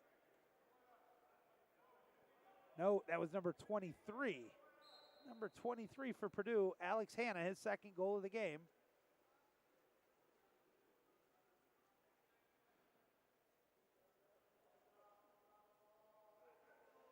Eight to 5, a field goal advantage now for Purdue. 5-40 though. Buckeyes still have time to come back. Takes the shot. Nice save. That'll be a 2-meter. Ciadella makes the save, but the Buckeyes will get a fresh 30. Tries to force it to the whole set, and it touches the out-of-bounds line, and possession will go to Purdue. Our next game, scheduled for a 5:40 start, is going to be U of M I beg your pardon, Purdue versus MSU. There'll be a break here to give Purdue a chance to get a breather before the next game. Right side flat, lob shot put up, hits the crossbar, loose ball, and the Buckeyes pick it up, and now they'll force it up. 5 minutes to go in regulation. They need some instant offense here as they trail by 3. Long stretch pass to the opposite side wing. Wants to get it to the hole set, does so, has a chance on his back, shoots, scores! That's an obscure angle, a tough shot, but Ryan Alford finds the back of the net with the helper going to number 2, Luke Westerkamp. And now it's a 2-goal game. 8-6. Still plenty of time, 4:47 to go. And they're telling Ciadella, who's played great goalie, nothing you could have done about that. That was a remarkable shot at a tough angle. Contrafoul's called. Chance here potentially to pull back within 1 for the Buckeyes, but they wisely slow it up and throw it back to the goalie. Purdue had done a good job of getting back, and now they'll have to set up with a more traditional offense. Shot clock at 20, game clock 4:25.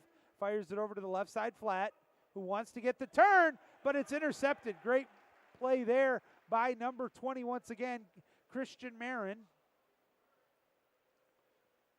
Ciadella has it. Ciadella fires it up. 15 on the shot clock. 4 minutes to go in regulation. 50-50 ball. And it's intercepted by the Buckeyes. If they hurry, they got a counter. It's a good pass. The goalie comes out. Lob shot. Does it have enough zip? It does. Number 2 finds the back of the net for Ohio State. Luke Westerkamp.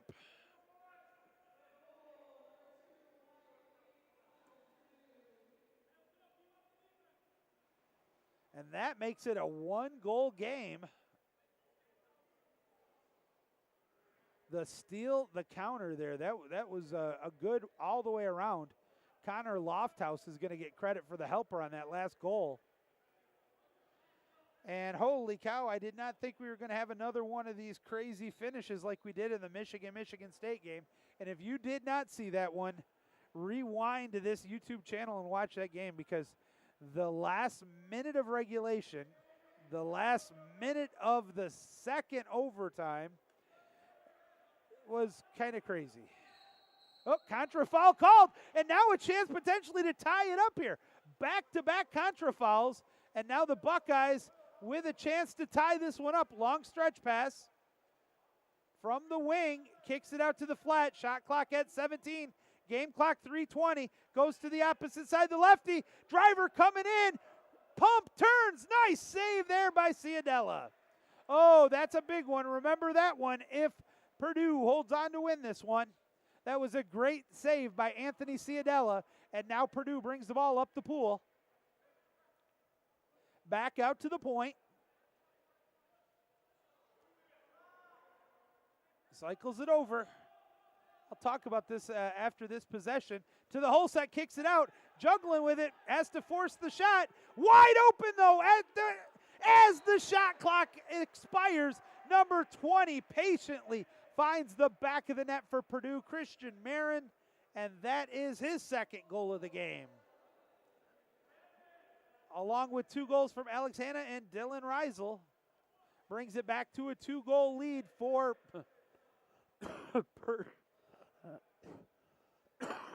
excuse me, a 2-goal lead for Purdue.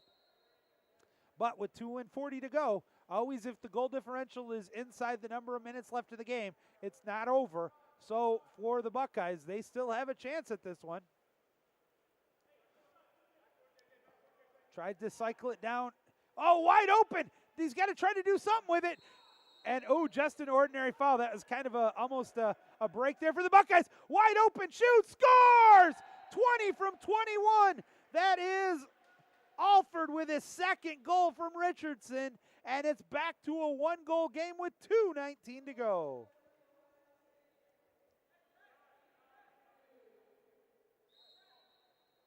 Holy cow. Ordinary foul. And a kick out's coming.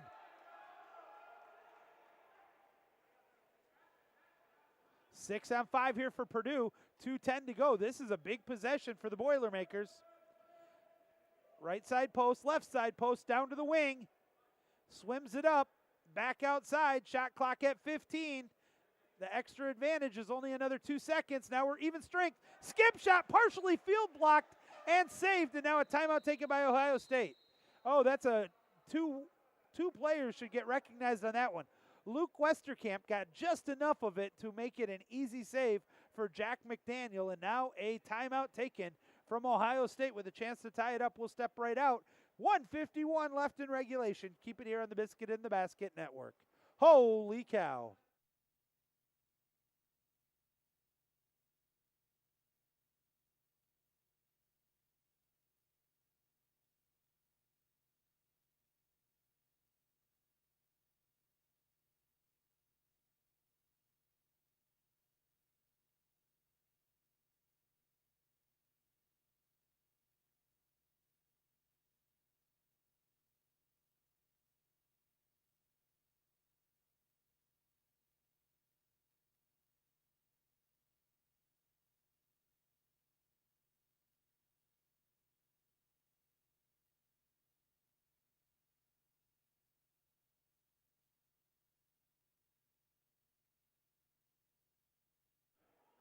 Joey Sutherland with you here on the campus of the University of Michigan and the Donald B. Canham Natatorium.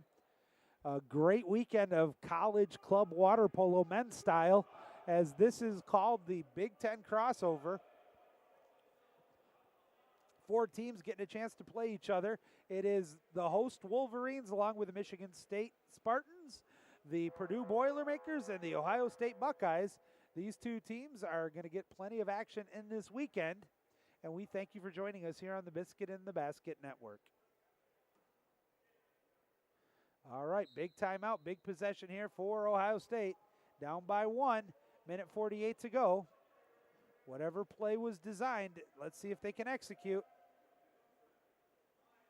Drop the ball, fires it, and it's intercepted. Great job there by Purdue. Credit that at the end for Purdue to, I'm thinking that was 21. Who's going to get credit for the steal? Charles Ryans.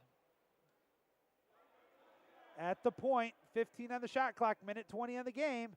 Lob shots it up, gets it into safe water. Lost the handle, ordinary foul.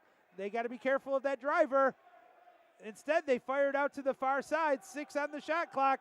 Pump, fake, down low, wide open shoot, scores! Oh, he fooled me. I thought he was going to shoot it. Instead, he threads it into the hole set. Number 25 gets the goal. That's Murphy with an absolute sick pass there from Ryans. But Murphy with the goal, his second.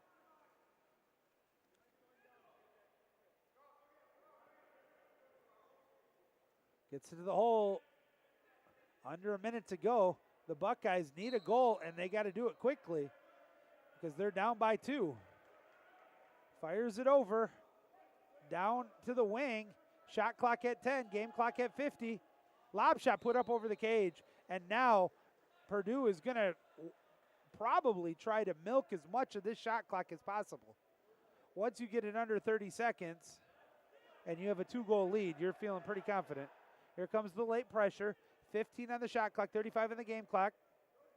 Now we're underneath that magical 30 seconds, down low. Do they want icing on the cake or just milk the clock? Help comes late. Takes the shot and kept it out. Oh, great job there. Timeout quickly. Jack McDowell somehow was able to force field that one from going in.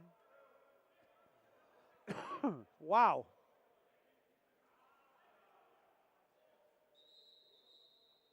Just a full timeout's being taken. So we'll be right back here. Keep it here on the Biscuit. Oh, actually, before I do that, for a lot of you, particularly fans of Purdue and Ohio State, you may not have seen a lot of the Biscuit in the Basket Network. If you are new to it, well, first of all, thank you for allowing me into your home to enjoy this college men's club water polo.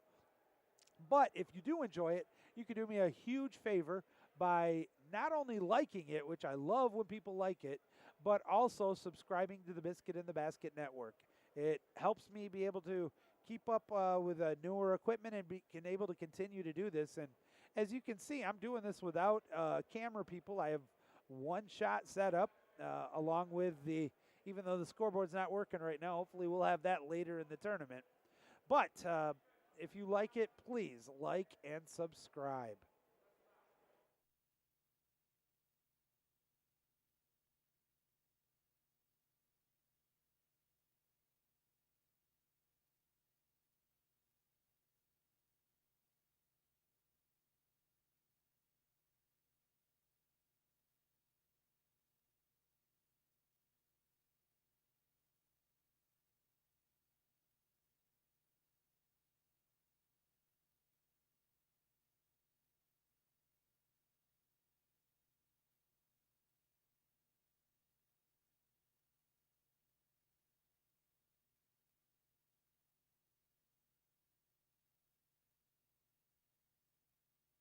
All right, final 20 seconds.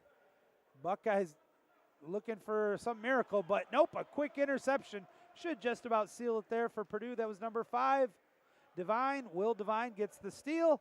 5 seconds, 4 seconds, 3 seconds, 2. That's all there is. There is no more. Congratulations. The Boilermakers defeat the Buckeyes. Our final score, 10-8. Congratulations with the victory for Purdue. We're going to step out.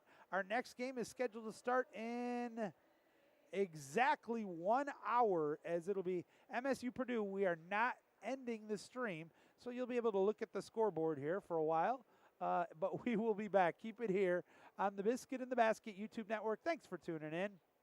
We'll see you soon.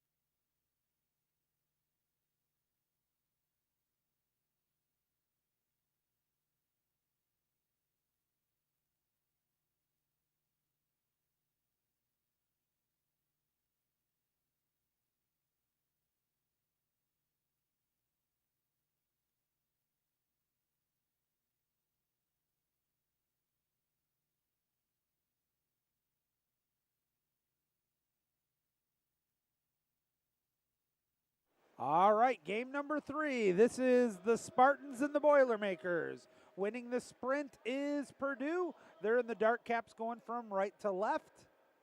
Michigan State in the light caps defending the left side goal. Joey Sutherland with you here on the Biscuit in the Basket Network. Thank you for joining us once again. Had a little bit of a lull there. Ordinary foul called on the Sparties. Purdue kicks it outside. Shot clock down to 7. Forces it to the hole. Didn't get much on it. Good defensive work there. Credit that steal to Chandler Jones.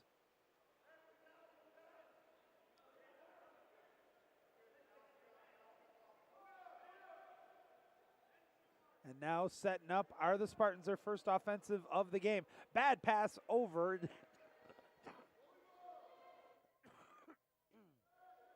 I beg your pardon, folks.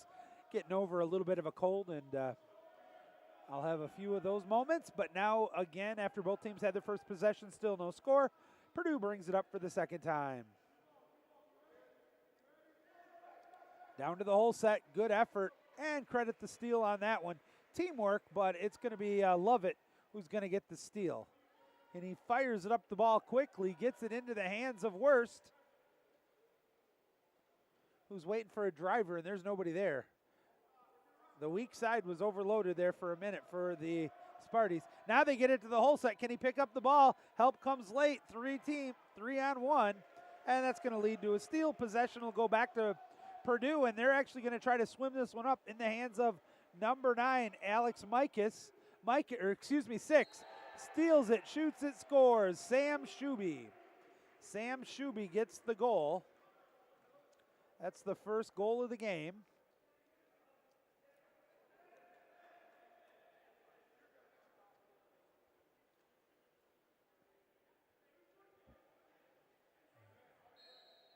Shuby wearing number 6.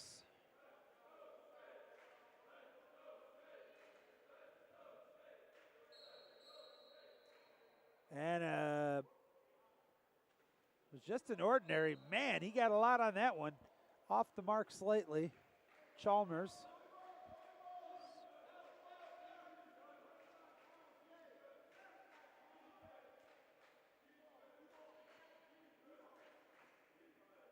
Now Purdue for the second time here. Gets into the hole. Good defense there by the Spartans, though. And sniffing it out, jumping on it.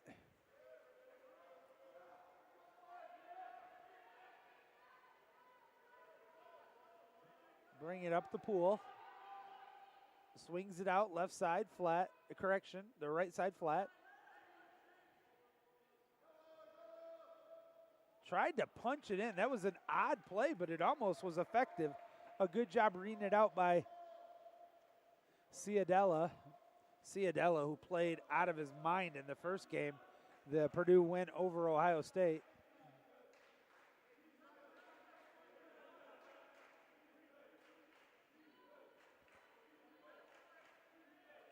Skip shot, out of bounds. Possession will go to the Sparties.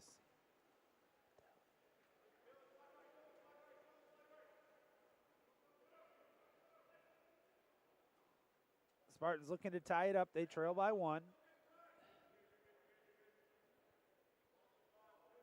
All right. Trying to get a couple of the roster corrections I got. I'm trying to get them updated. And we got a kick out coming. Chance to tie it up here for the Spartans. Drops it outside. 6-on-5. The kick out was on number 23 of Purdue, Hannah. Spartans from one wing up to the point. Down to the opposite wing, right in front of me. Oh, what a play there by Ciadella. Spartans look to tie that game up with a punch in. Just off the mark. Great play there by the goalie. And now Purdue pushes it up the pool.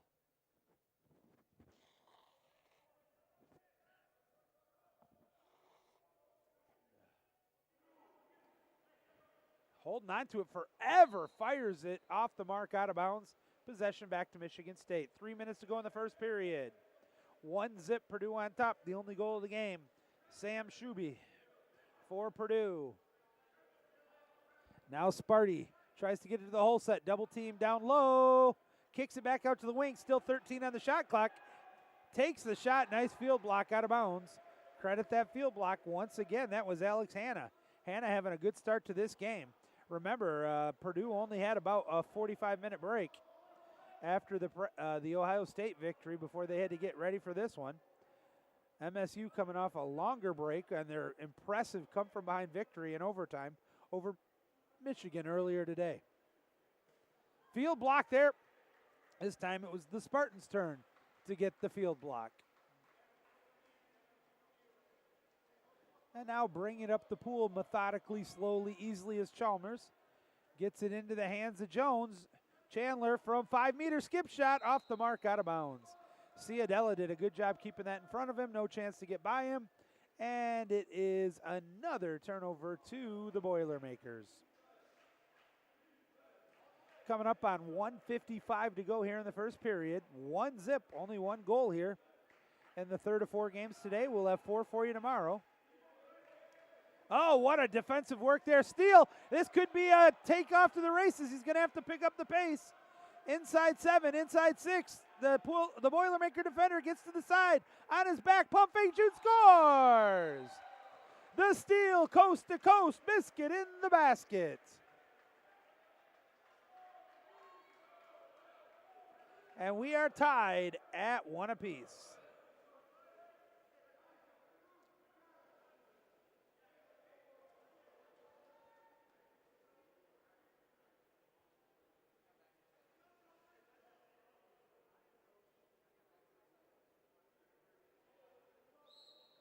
Live action once again after both teams make a couple of substitutions.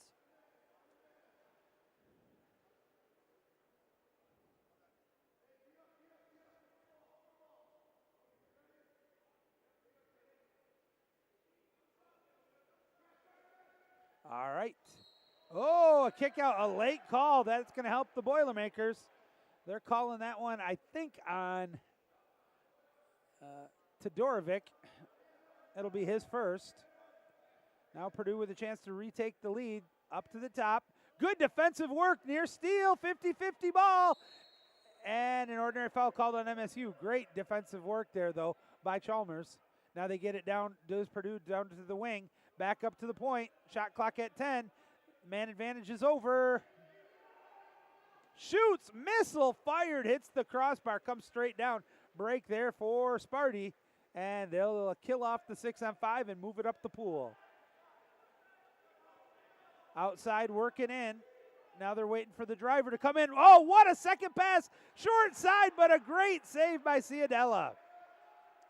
Loose ball. Now he's got to swim the opposite side of the cage. Spartans crashing on both ends. Not a lot of help there, the goalie, from his teammates. But Ciadella is able to fight through it and now pushes it up the pool. But it's intercepted. No whistle. Now it's intercepted by the Spartans' number 19, Carl Lovett. Lovett swims away from the defender. Both teams looking a little gassed. First period down to 7 seconds. Make it 4 seconds. 3, 2, lob shot put up, easily saved by Ciadella, and that's going to wrap up the first period. At the end of 1, we're tied 1 apiece. We'll step out for a quick word. We'll be back in about 65 seconds. Keep it here on the Biscuit in the Basket YouTube network.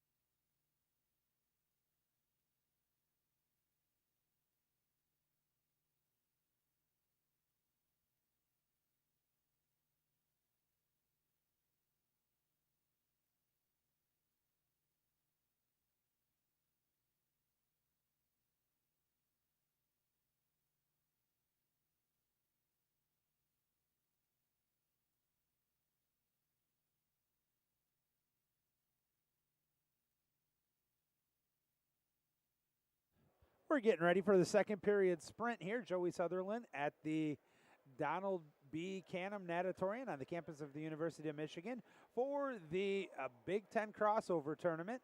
This is game number 3 of 8. Purdue and Michigan State duking it out. It's tied 1-1 after the first period. Joey Sutherland here on the Biscuit in the Basket Network. And if you are already a subscriber to the Biscuit in the Basket Network, thank you. If you're not, please consider doing so. And if you haven't already, also like it. It would really help me out as I'm trying to make sure I'm able to do the Big Ten Championship. All right, the sprint is won by MSU. They're going left to right. Both teams have won a sprint now. MSU in the light caps. Tries to get some help.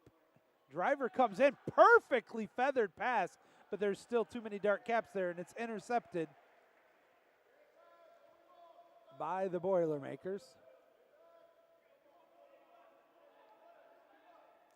Credit that last steal to Alex Hanna. Speaking of Hanna, he's at the wing. Threads it in, nice shot, shoots, hits the crossbar, doesn't go in. Oh, that was a fine opportunity there for Christian Marin, but he can't put the Biscuit in the basket. Now it's the Sparty's chance to try to get their first lead of the game. Fires it over to the right side flat. Driver comes in, inside 3, inside 2. Oh, what a turn, lost the ball. A second driver for the Spartans comes in, but it's loose. Purdue grabs onto it, and now they'll clear out and head the other way. Still 1-1 tie, midway or early part of the second period.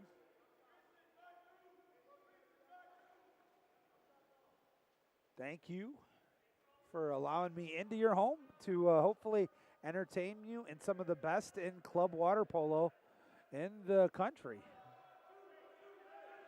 Long shot, but a field block out of nowhere. How did he get that paw up so quickly? That was Tyler Chalmers. Chalmers, the sophomore, gets a piece of it. Now the Spartans on the attack.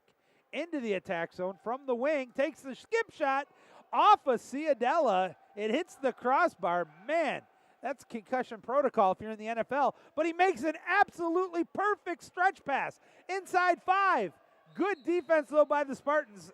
Negate the opportunity for the counter. And then the defense gets even stronger. Number 7 for MSU, Logan Stevens, gets the steal. Michigan State brings it up the pool. Spartans looking for that lead. Struggled right now to get that go-ahead goal. To the right side flat, I guess. Kind of a weird configuration here for Michigan State. Oh, that was a modified version of a sweep shot. They get the rebound. Ordinary foul. No, a kick out. 6-on-5, or is it a 5-meter? Nope, 6-on-5 here for Michigan State. Nope, it is a 5-meter. They're calling that one on 25 for Purdue, J.J. Murphy.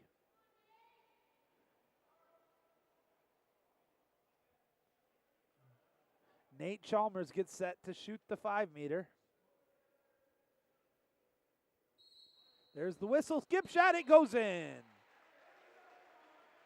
Spartans with their first lead of this game, 2-1. Thanks to the 5-meter shot taken by number 6, Nate Chalmers. And actually, it was a good read by Ciadella, but that thing had so much zip on the doodah, nothing he could do about it. Host of substitutions for both teams, more for the Spartans.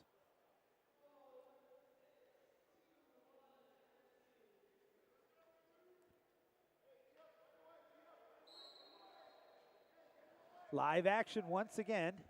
Holding on to it, looking over the pool is Murphy. Murphy fires it over to the left side post. Driver coming in.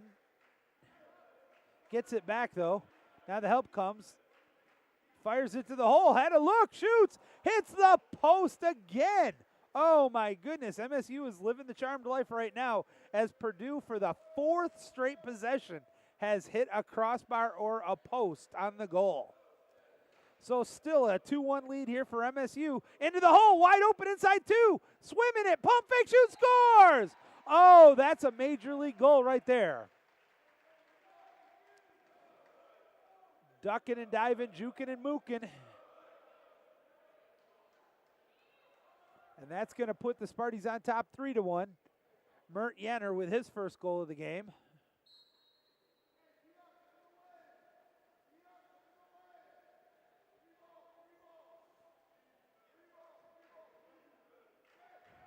Purdue to the hole set, kicks it back outside. They're set up the hole and the wings are at about 5 meters.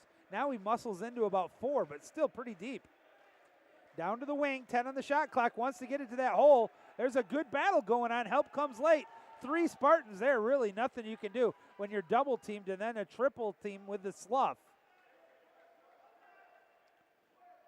Now MSU with 3:23 to go in the half with a chance to now potentially make it a field goal advantage. And here comes a kick out, 6-on-5. Spartans with another man advantage. That's going to be on 25, I believe that's Murphy, as the pass inside is deflected. Oh, forced it a little too much on the man advantage, did the Spartans, and that's a good kill there for the Boilermakers. With the kill, let's see if there's some momentum. They're down by 2, 3-1. Fires it over to the wing, but the wing at about 7 meters. Now he becomes a driver as he down to 5 seconds, gonna have to do something. He wants the foul, gives it to the point, wide open, shoots, and a field block there. Just getting the fingertip on that one again for MSU was Chandler Jones, and now MSU on the attack. The Spartans looking to make it 4 goals. Down it comes, or nope, yep, there it is, ordinary foul with 15 on the shot clock, 2:20 on the game clock. Left side post, down to the hole set on his backhand. Got a lot on it, but couldn't find the back of the net. He was just off the mark. Jenner looking for his second goal. Now Ciadella looks over the pool, deciding who he's going to throw it up to, and gets it into the hands of number 7, Devin Otto. Otto trying to get by his defender, Veritek. Gets it down to the flat, but intercepted. Good read and good help there by Leo Veritek. He'll get the steal, and now Spartans with a chance of a 2-on-1. The pass is a little too far, but he gets onto it, and that'll be a 5-meter. The goalie came out. He fouled the attacker. That's a 5-meter. Drawing it there for MSU is 21. Shooting is it going to be number 9. Jenner looking for Chalmers, shot the last 5-meter. And this one is saved. What a save there by Ciadella.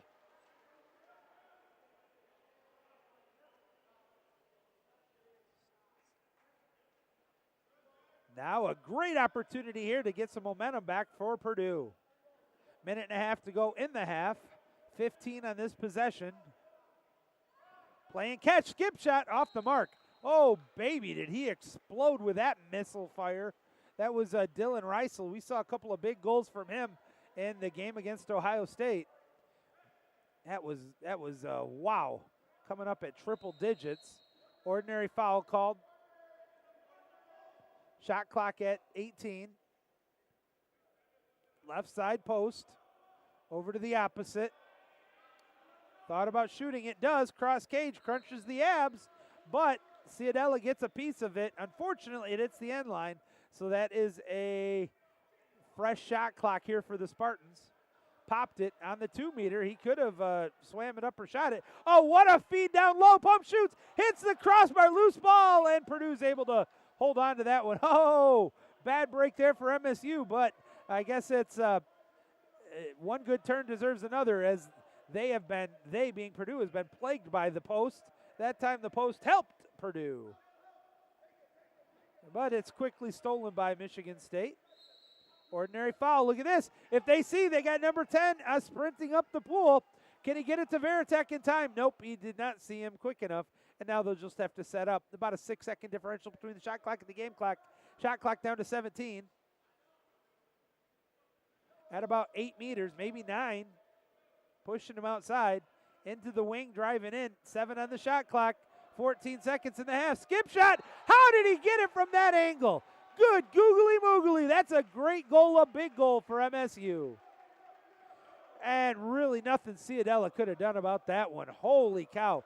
That was at about 3 meters from about 5 meters out as Chino is able to get that one in.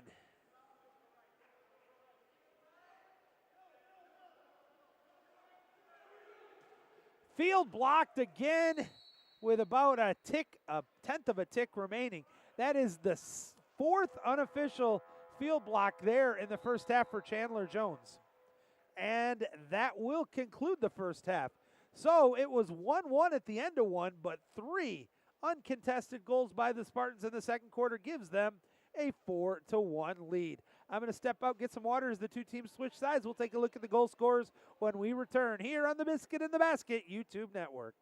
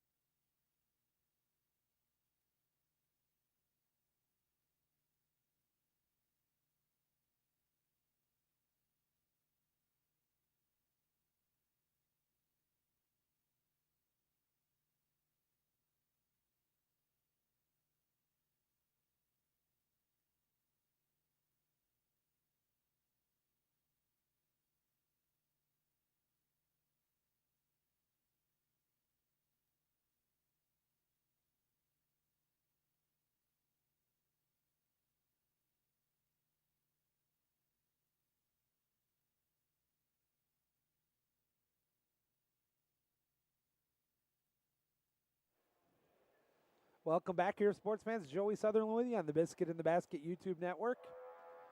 As you can see, we are here at the Donald B. Canham Natatorium on the campus of U of M, but we're still dealing with a scoreboard issue. I am sure if they haven't, they will be calling Jay Regal. Anybody in the state of Michigan, hell, anybody in three-state area will know who Jay Regal is if you are an aquatics director or a head coach for swimming and diving, or water polo, because Jay is Mr. Fix-It when it comes to Colorado components.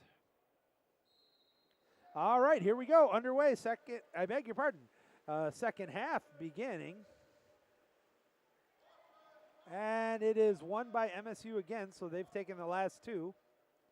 In the second half, they're going to be going from right to left on your screen. In the white caps with the green lettering. Down to the whole set. Nice matchup here. Help comes late. Tries to fire it outside. Here comes the kick out. That's going to be on number 30. 6-on-5 here for the Spartans. Brendan Wellston gets the kick out. They fire it down to the wing, inside of 2.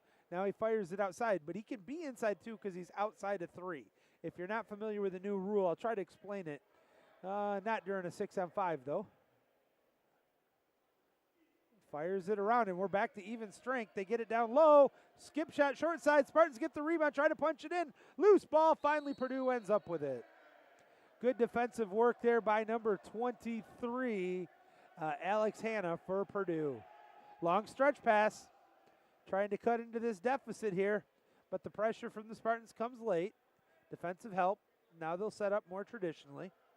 10 on the shot clock. 1 minute gone in the third period.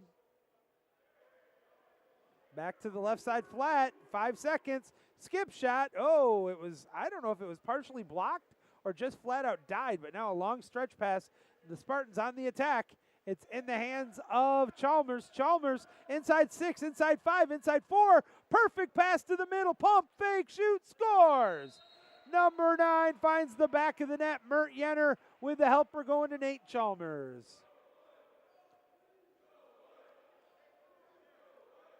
Spartans now on top 5-1. There's the whistle, back to live action.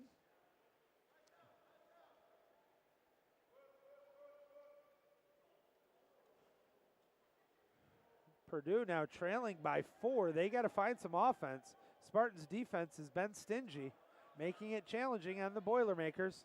And they're speaking of it, there's another steal and probably a kick out. And no, just an ordinary. Oh, credit that steal, though, to Chalmers. Chalmers pops it, swims it up. Tries to get it to the hole set. It was a double hole. Sparties get it. Driver coming in. Instead, he goes to the right side flat. Now to the left. Quick shot, shoot, scores. Tic-tac-toe. That's how you do it. 3-6 for the goal. Ian Wurst feeds Nate Chalmers, who finds the back of the net. Second goal for Chalmers to join Jenner. But what about that pass from Ian Wurst? That, my friends, is a Cap 7 moment if you ever had one. Look at the video. That's how you do it. You completely get everybody, including the goalie, to look like you're going to shoot it and make a no-look pass to the opposite flat, who puts the biscuit in the basket. Purdue now is really desperate for some instant offense with 4.5 to go. There's still time for them to come back, but they're just struggling to get anything offensive, and there's another potential. Oh, no! Good stick-to-itiveness. Spartans got a little soft on that one, and because of it, number 23, Alex Hanna, was able to get back the loose ball when it looked like 3 Sparties were there. Hanna gets the goal, his first of the game.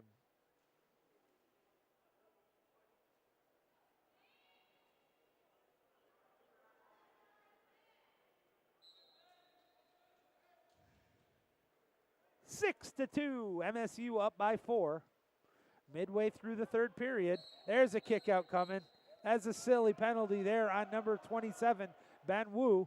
Gives the Spartans another man advantage, gets it right back to him. 4 meters, 3 meters, pump, fake, short side, shoot, scores. All too easy. Second goal of the game there for 21.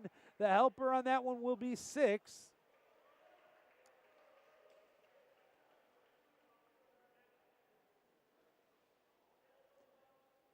And MSU has recaptured that 5-goal lead.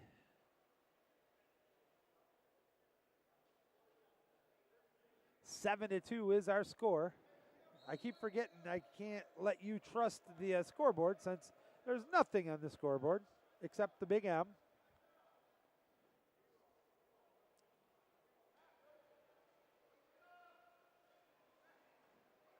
And another good defensive play by the Spartans with double team, whole set defense. The slough defender is going to get credit for the steal. And that's Chalmers. Now they fire it up, getting it into the hands of Lovett. Anderson Lovett looks, fires it back outside. From the flat, looking for a driver or a whole set. Inside yellow now, 5 seconds. Tries to get rid of it. Now he's just going to have to dump it. First time today we've seen the Spartans dump the ball. And with 3:38 to go, that's going to force Ciadella to come out and swim out to get it. And now fired up the pool. Beautiful sunset we're seeing here from the window. Skip shot off the mark, out of bounds. Possession will go back to State. Just taking a quick peek at that. Forgot about the beautiful windows and the look there. Spartans with a 5-goal lead, looking to increase. Bring it inside. That's Veritek. Veritek draws the 6-on-5. Driver coming in. Gets it in his hands from 4 meters. Shoots, scores. That was a pretty good shot on goal there by Anderson Lovett, his first, with the assist going to Chalmers.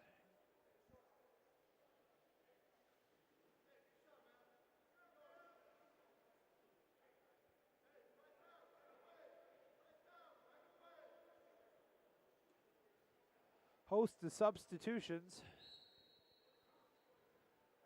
8 to 2, MSU up by 6. Unfortunately for the Boilermakers, there's not a 4-point goal.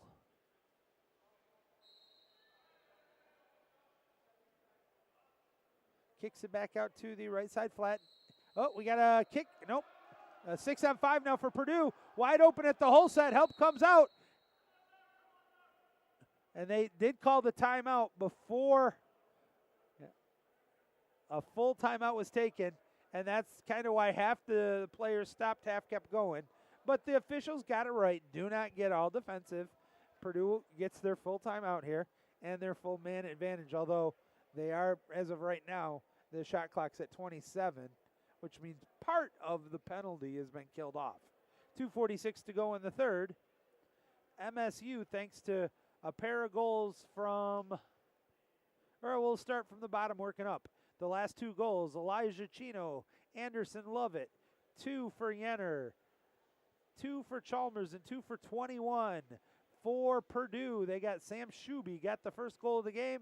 Alex Hanna got the second here in the third, and that's where we are at as of now. 8 to 2, MSU on top.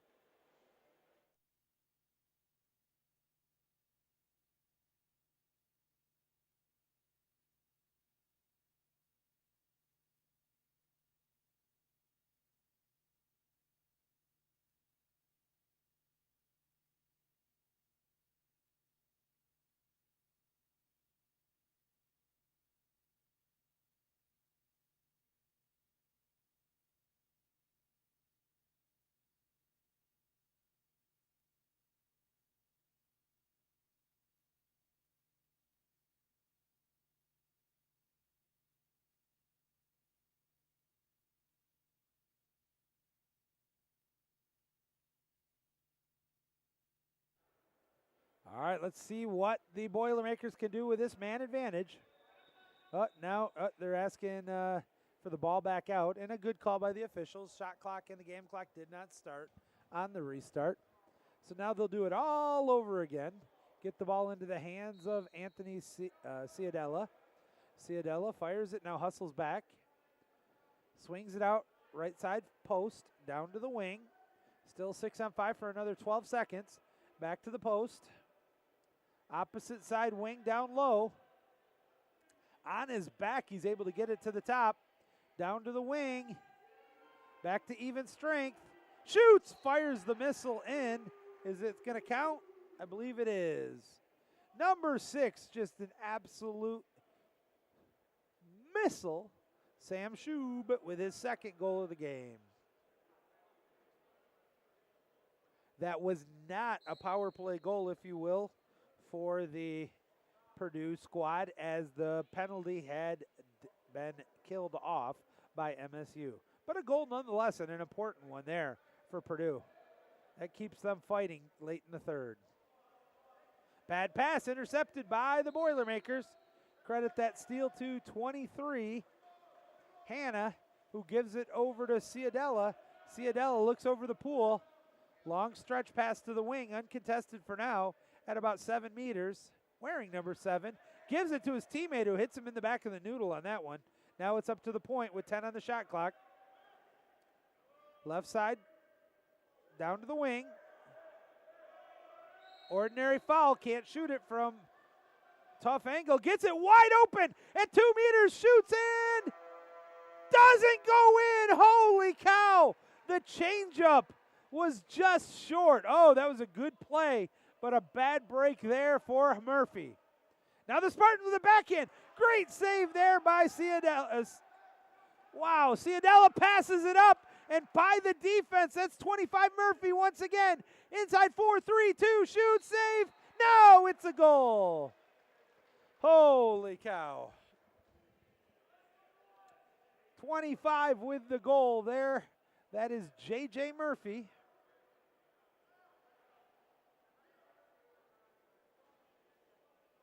And that cuts the Spartans' lead in half. It's 8-4. Now a host of substitutions for MSU. And a couple there for the Boilermakers. We're back to live action.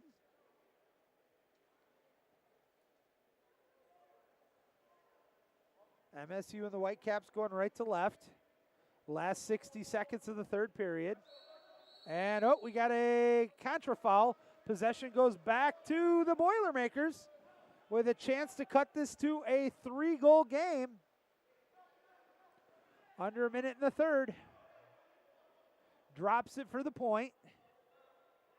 The point uncontested from 8 meters. Now to the right side flat, back up to the point, who snuck up to about 6 meters. Cross cage shoot, scores! Back-to-back goals from number 25, J.J. Murphy. Schub will get the assist on that one, and it's now 8-5. Back to a 3-goal game.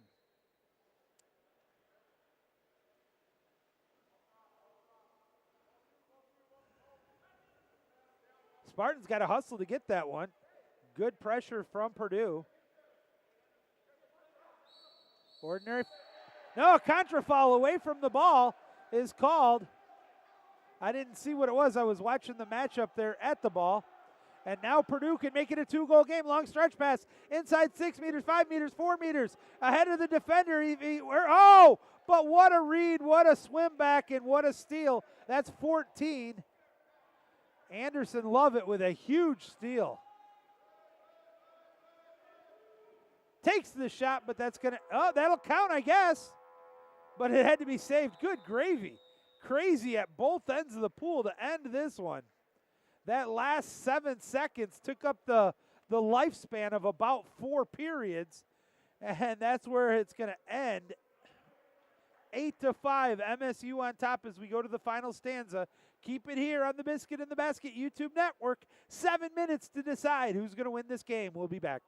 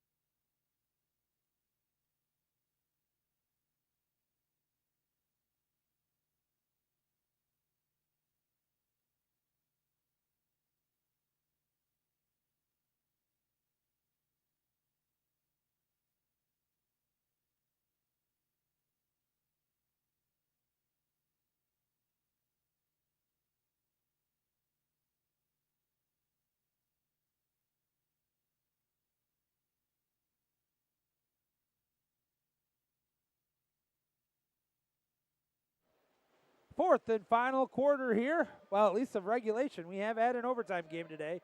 And Purdue wins it. So the two teams split the 4 sprints. Purdue won the first quarter and the fourth quarter. Spartans won 2 and 3. Purdue going left to right in the dark caps. Trying to get it to the hole set at 5 meters. Quick shot off the mark. Out of bounds. Untouched by the goalie. Possession goes to MSU. Their first possession of the fourth quarter. 30 seconds gone. 6.5 to go. Bringing it up the pool now for MSU is Chalmers. But there's a contra foul away from the ball. And it will go back to Purdue. Submarine is the call. Now quickly getting the ball up. Oh, he should have shot that right away. Ordinary foul. The ball's at the wing. Kicks it outside. Gets it back. He's got a tough angle, but it instead forces it to the hole set. That's going to be a ball under. Oh, but they're calling the ball under on MSU. Break there for Purdue. Kicks it outside. Down to the wing. Now it should have been a fresh shot clock, but it doesn't matter because MSU steals the ball.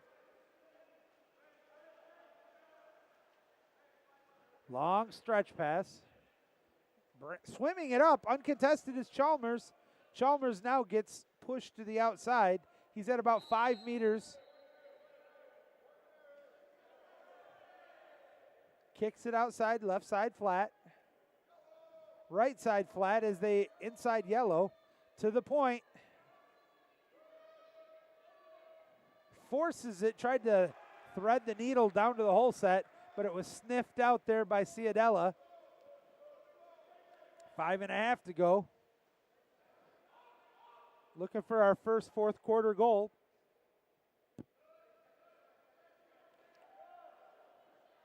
Up to the top.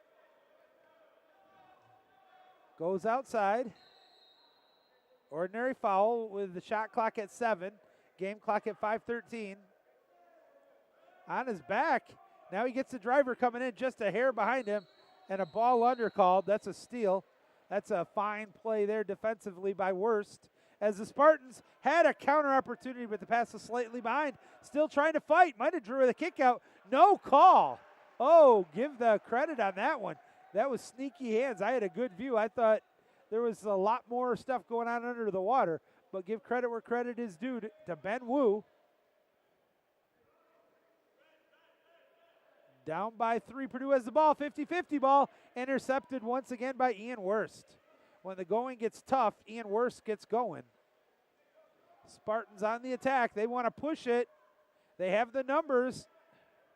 From the outside, working his way in.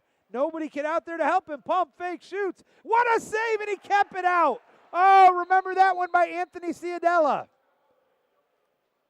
A quick timeout taken by Purdue with 4:20 to go in regulation. Wow, what a save by Ciadella, Anthony Ciadella. I said this in the Ohio State game, and I'm going to reiterate it here in the MSU game. Ciadella is just bouncing. He is looking like an old Jedi Knight using the Force and just blocking everything. He looks good. And we'll have the final 4:20 when we return on the Biscuit in the Basket Network. If you've not done so already, please like.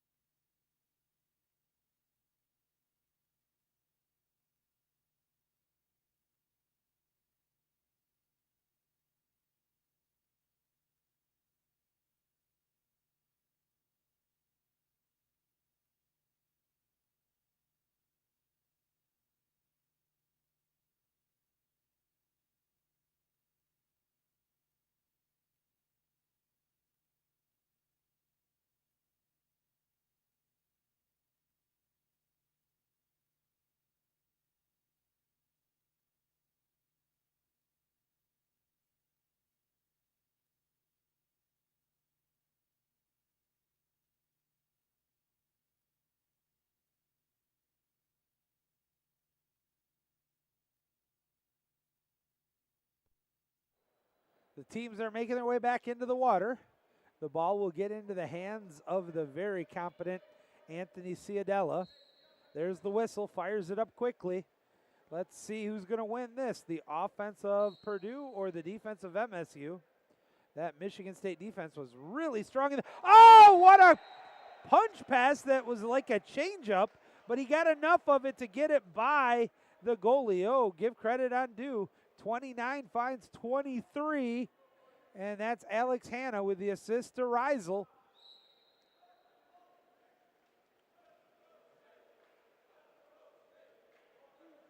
Eight to 6 now. Gets into the hole set. Good battle. Tries to cut inside. Shoot, scores. Oh, what a play. That's a big one. See who the number was on that. I can see the assist was Chalmers. I can't see who got the goal.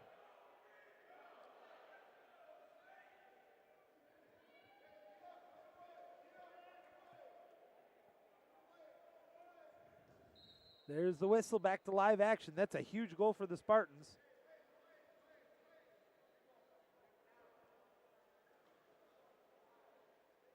Nine to 6 is the score, 3-goal game, but MSU gets a quick steal right away.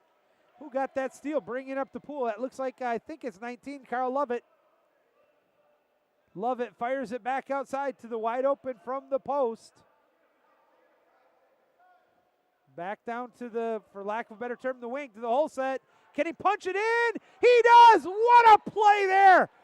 Mert Yenner with a remarkable polo IQ punches it past the goalie, Anthony Ciadella, who got a little bit brazen. He came out, but he got, unfortunately, burned on that one. What a play there by Mert Yenner.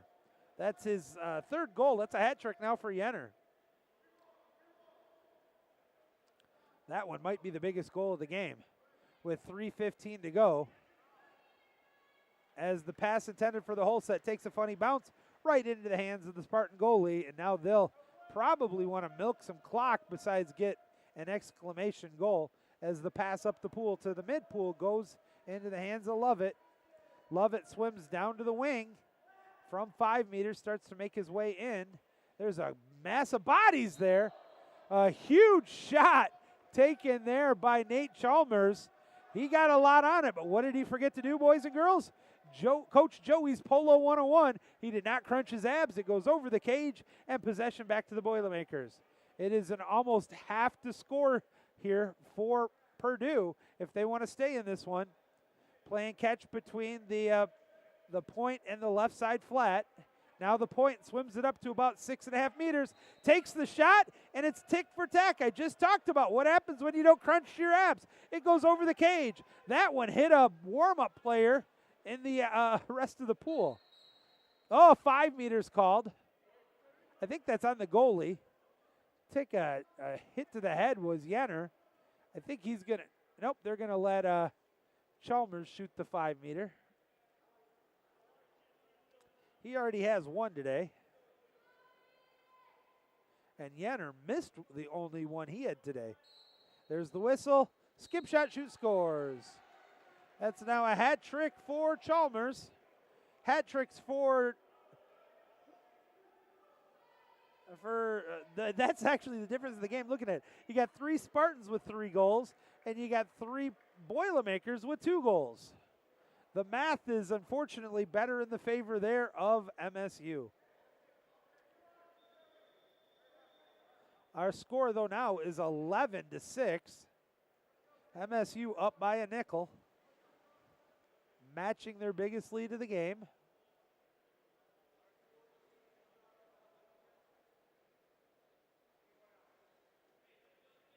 Early in the third, they had a 5-1 lead.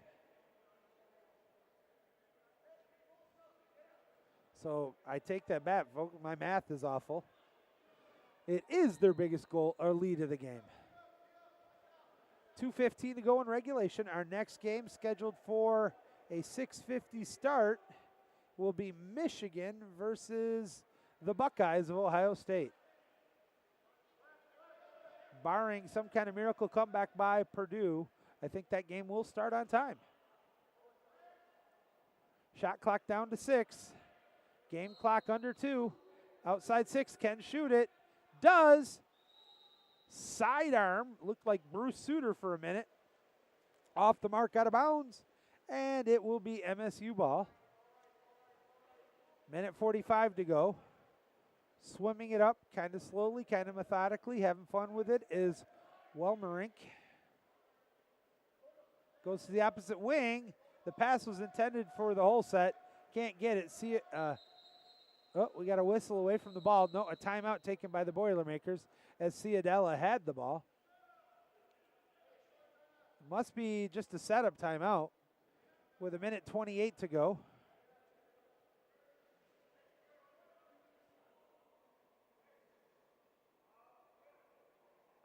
Our games tomorrow, let's take a look at the schedule for tomorrow. U of M Purdue will take place at 12:30. At 1:40, it will be MSU Ohio State. At 3 o'clock, it'll be Purdue Ohio State. And our final game tomorrow at 4 will be U of M MSU. Skip shot, shoot, scores. Nice play. Nice quick goal. Tic-tac-toe. 14's going to get the back of the net. That's Dario Stewart. First time I've called his name today. Dario Stewart puts the biscuit in the basket. The 7th goal of the game for the Boilermakers. Makes it a 4-goal game, 7-11, 11-7. Smart, nope, it's going to be a 6-on-5 now here for MSU. They got it all by himself, and a timeout taken. And you can see, and this is almost comical. The coach is getting booed. He knew he just cost his team a goal for sure. They're going to take a full timeout here with a minute 12 to go. That was so funny. You got a ton of fans and his own team, and they're just booing their own coach for the timeout there. Again, if you were in the broadcast earlier today, unless you've been a coach in water polo, you hold that horn and you get the power play.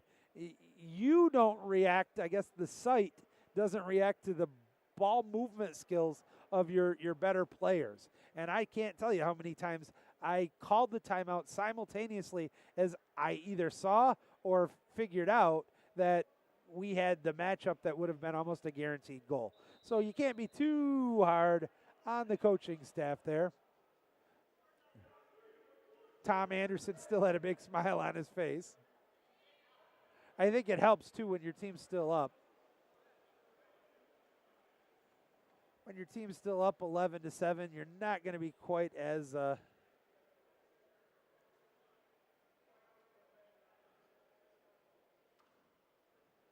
all right, shot clock at 29, game clock at a minute 12.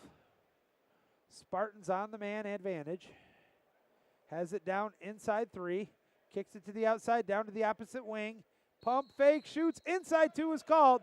And that's an easy call as Dominic Lee forgot to get outside of 3.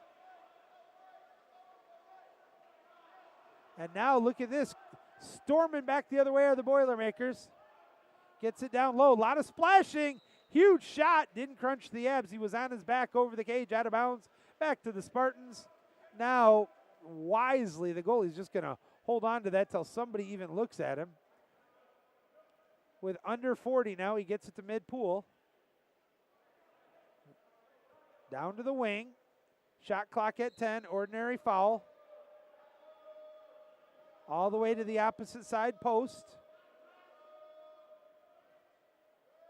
Ordinary foul, outside 6, he could shoot it. He's going to just, no, he actually has it stolen. Good play defensively there by Matt Campbell.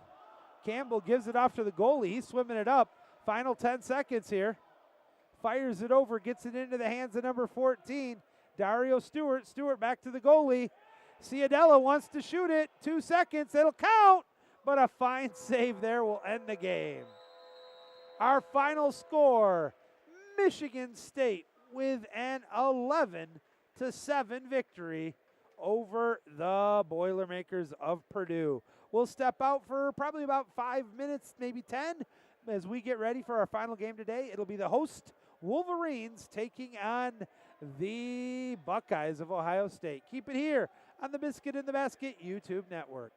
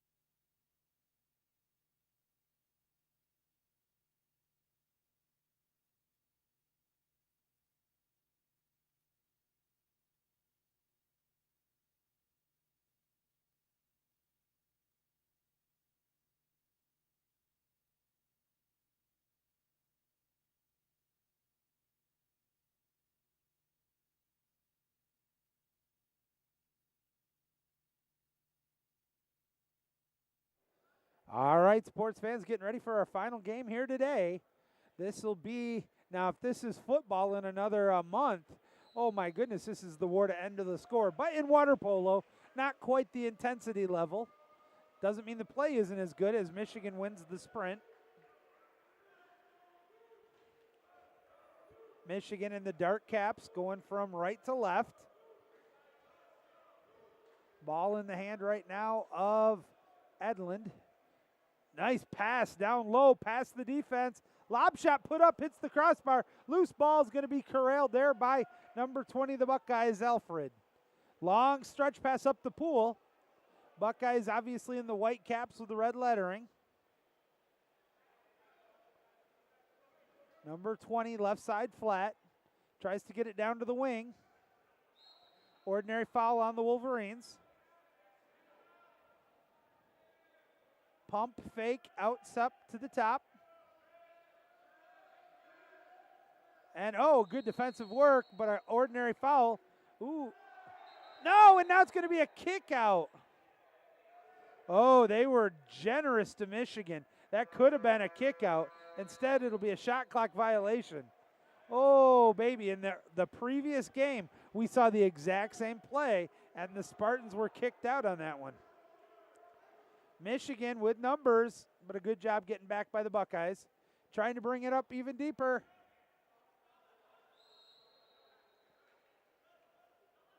Right side post back down to the wing. Wants to turn. Good defense, ordinary foul. Shot clock at 7. Somebody's got to move for the Wolverines. Gets it up from 5 meters. All by his lonesome. Pump fake shoot. Hits the crossbar. Fresh shot clock. Gets his change. Shoots. Hits the crossbar again. Oh my goodness. The same crossbar. Now the Buckeyes bringing it up the pool quickly the opposite way. Has the driver coming, but the pass is overthrown. And now the Wolverines get back defensively. A lot of action in there in the double hole set. Left side post. Down to one of those holes. Ordinary foul. 9 on the shot clock. 5:13 on the game clock in the first quarter. Looking for our first goal. Pressures it out to the wing. Another ordinary foul.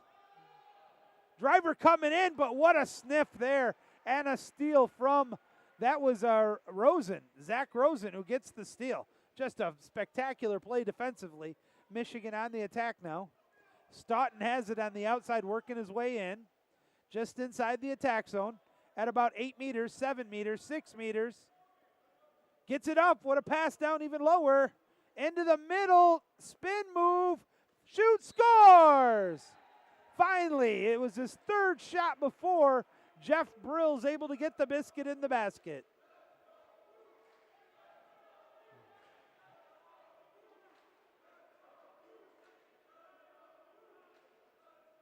One zip, Michigan on top. Back to live action.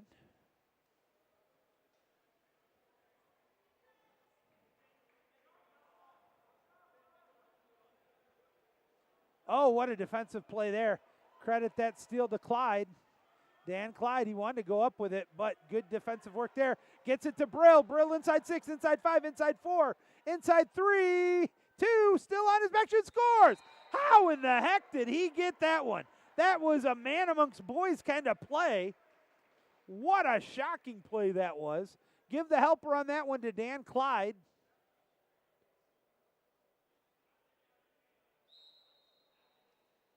Live action, 2-zip, Michigan on top.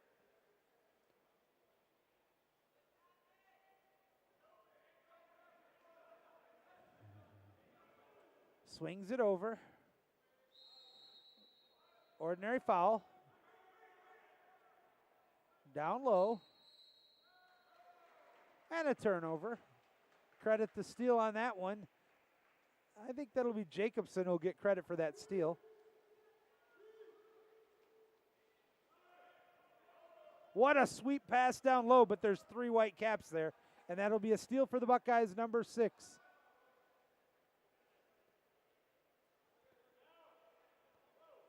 Vitanimi for the Buckeyes.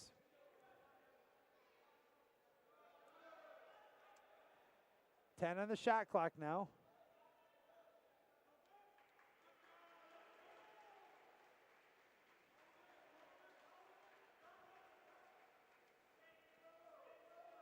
Vitainemi. I had to look at my notes from the first game. My apologies. 3 minutes to go here. 15 seconds in the first period. Wolverines down to the hole again, and there's the 5-meter. Drawing it.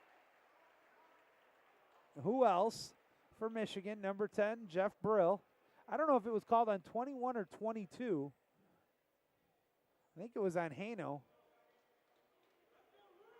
Shooting it will be number 4. There's the whistle. Shoot, scores. So the biscuit in the basket by Luke Jacobson.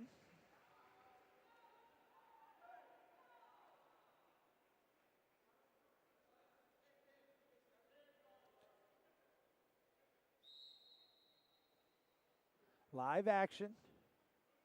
3-zip, Michigan on top.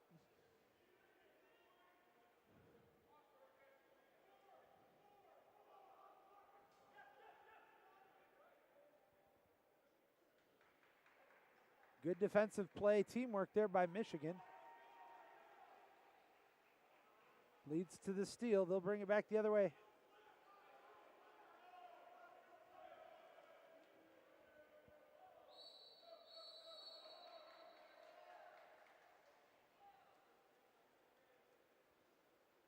I think I was trying to see, it's 1A now in goal for the Wolverines, Adam Bergen.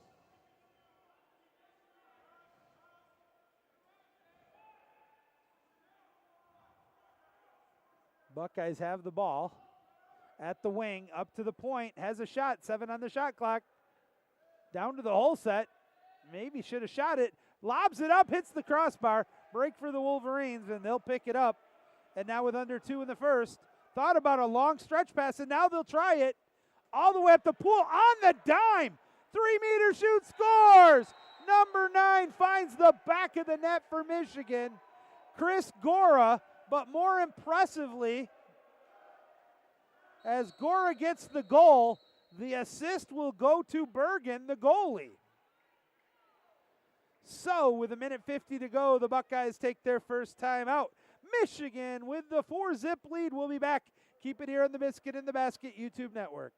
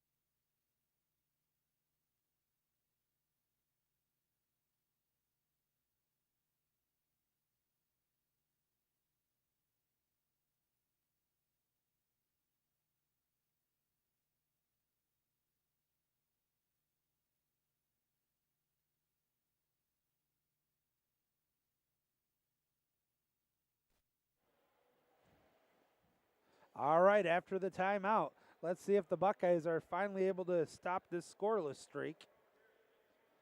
This is not a 6-on-5. This is just a post-timeout ball at mid-pool, starting in the hands of the goalie, Jack McDaniel. He gives it up and then hustles back down. Tried to get it to the hole set. Help comes late, and it's stolen. And that looked like he jumped in the water. If you knew how deep it was, you know it's not probable, but it sure looked that way. An impressive defensive play there by number 4, once again, Luke Jacobson.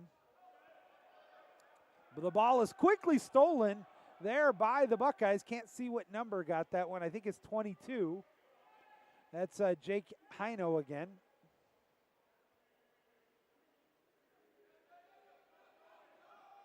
Minute 10 to go in the first quarter.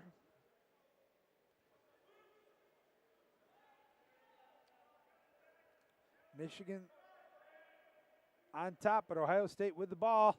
Oh, no whistle. A little surprised by that one, and so was the whole set. Number 3, I thought he had good position, Adam Wade. Now Michigan brings the ball up.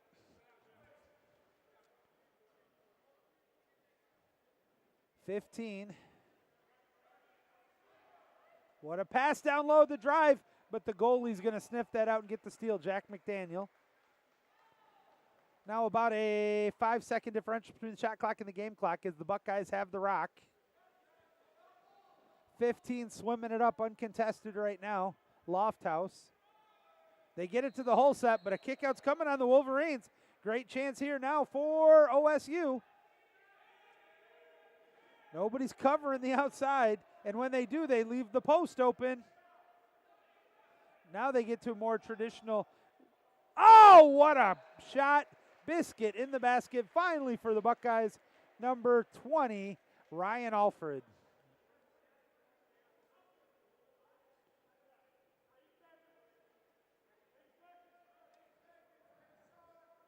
Pulls it back to a 3-goal game. 4-1 is our score.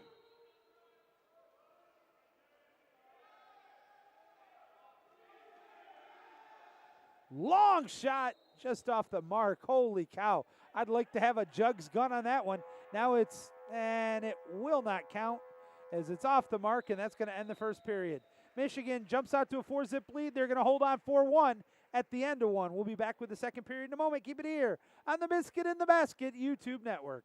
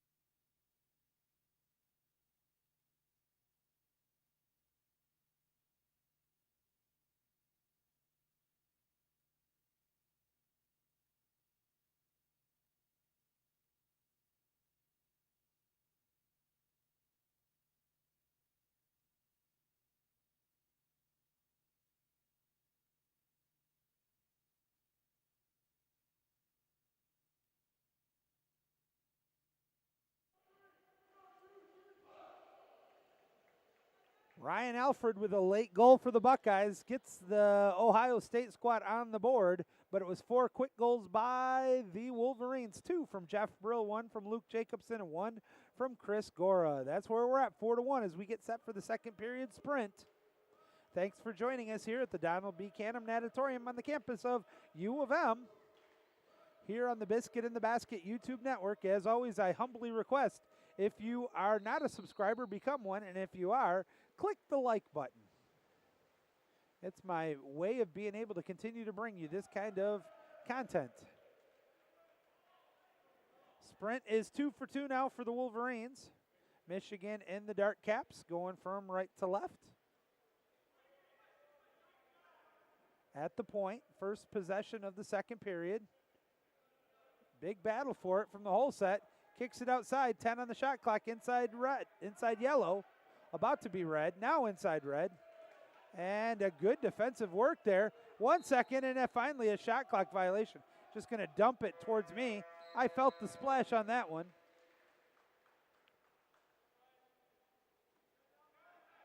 Kicks it outside. Buckeyes get the ball down the pool quickly. Ordinary foul on the Wolverines. Gets it to the hole set. No help. Help came late. And it's going to be a turnover as the goalie steals through that and picks it up. Again, it's Adam Bergen in the goal for this game for the Wolverines.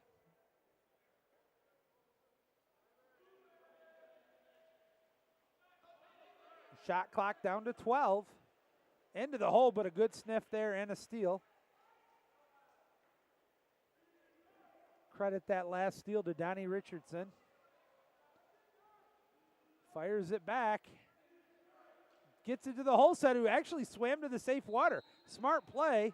Ordinary foul. Somebody's wide open somewhere. They fire it to the wrong. They pick the wrong post. Help comes late. Takes a shot. Hits the crossbar and goes in. Number 3 with a big, heavy, hard shot, Adam Wade.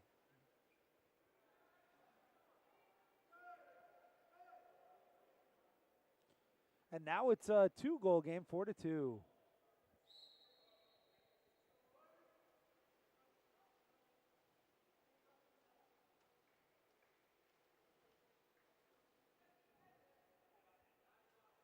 Looking, kicks it back outside. Wolverines on the attack. Ordinary foul, 12 on the shot clock. To the point. Down to the hole set. What a move all by himself. Easy goal. Tic-tac-toe and a pretty pass. 11-7 for the goal. For Michigan, that last goal, Zach Rossen.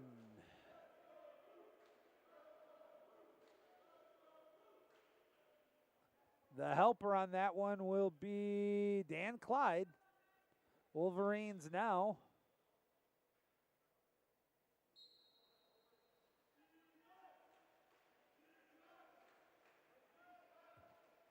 Five minutes to go in the half.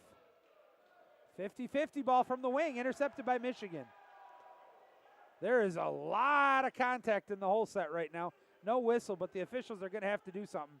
And I'm not saying it's one way or the other. Both players on both ends are pretty physical. Takes a cross-cage shot, unassisted goal, number 7. Blazes that one in. 2 straight there for Zach Rosen.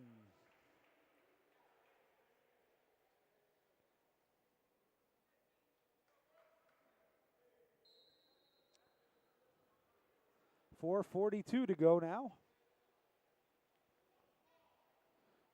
Ohio State throws it away again. It's deja vu all over again of the previous play. Let's see how the Wolverines bring this one up. Better job, though, answering by the defense of Ohio State. But they left the outside wing wide open from 4 meters. Fake, fake, fake, shoot, scores. Jacobson with his second goal of the game. 7-2 Michigan.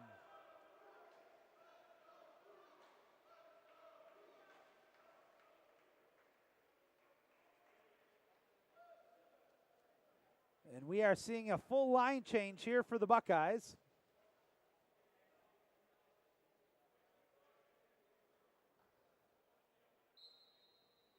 There's the whistle, live action, 4:15 to go in the half.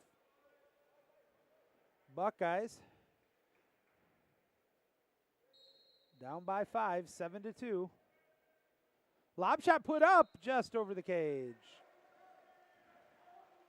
Now the Wolverines look over the pool as the pass from Bergen.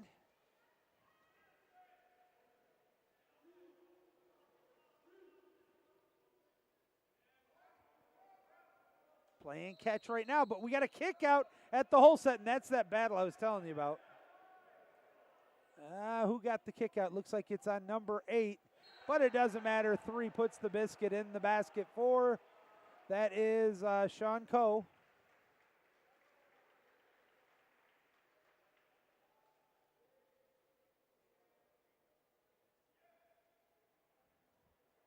.347 now in the half.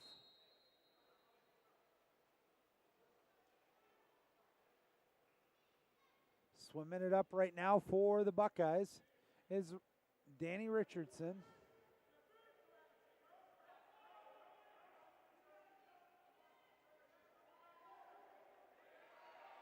Nice steal there. Stolen back by the Buckeyes. That's a good battle back and forth. Buckeyes need some offense, though. Shot clock at 23. Oh, there was a headbutt. No call. And the Wolverines will get the steal.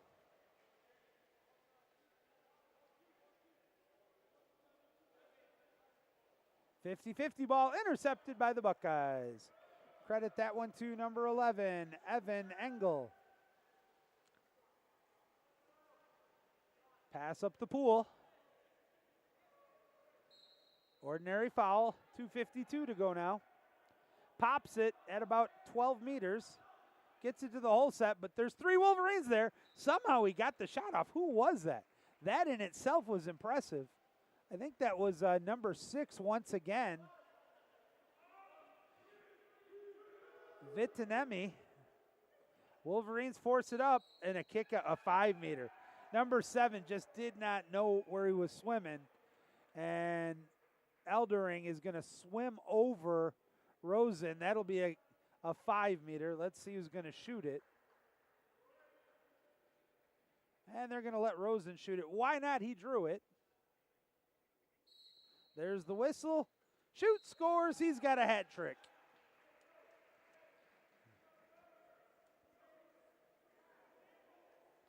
Nine to 2 now. Michigan up by a touchdown.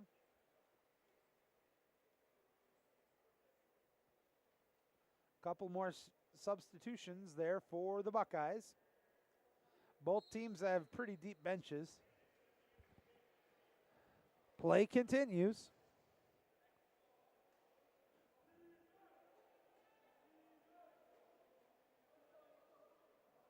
Wants to lob it inside, does so, but there's 2 Wolverines there, and it's another turnover. I feel like a broken record right now. Bringing it up the pool. Good job by the Buckeyes, though, swimming back with them tight. Credit that last steal. Let's see who did get that one for Michigan.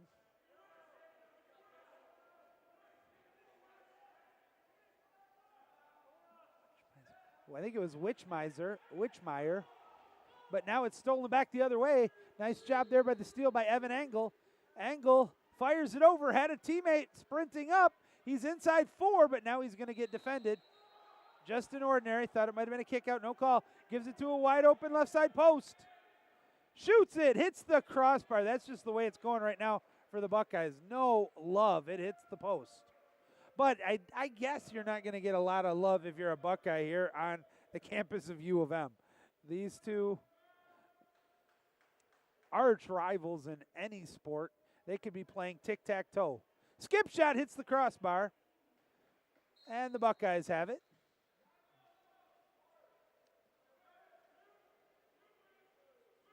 One pass up, 70 seconds to go in the half before the 2 teams will switch sides. A goal for Ryan Alfred and a goal from Adam Wade is the scoring for Ohio State. As they got 9 seconds on this possession.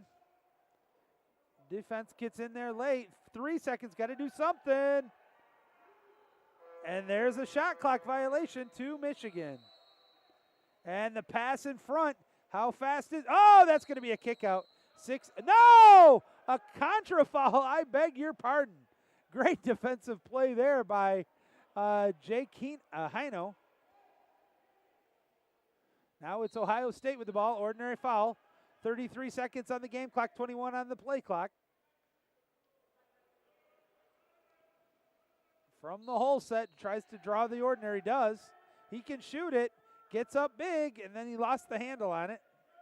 10 on the shot clock, gets it to the hole set. Single, oh, and gets it in, nice. Number 6 with the goal.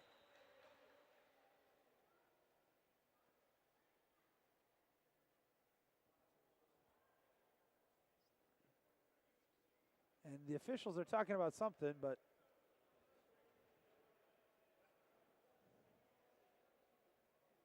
Patrick Vitanemi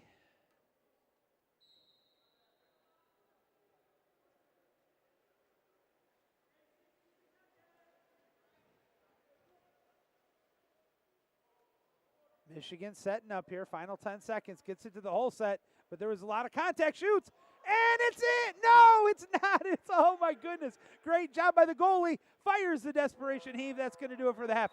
What another great play there by the goalie, Jack McDaniel. I thought that was going in. I didn't think he had any chance at saving that. He did.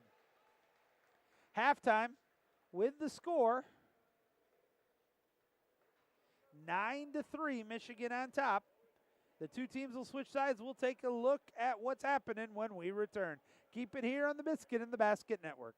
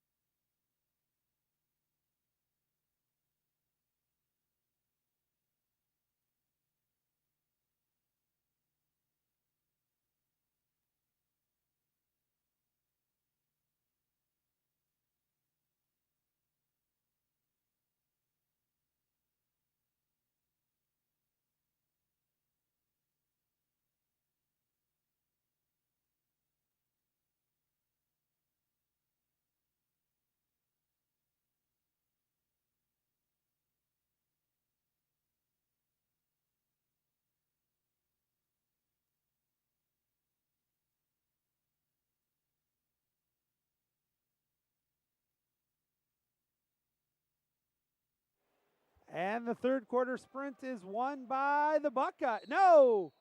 They're going to say it was touched last by the Wolverines. So possession, the first win of a sprint today for the Buckeyes. Ordinary foul. Had a driver coming in. Forces it to safe water to him.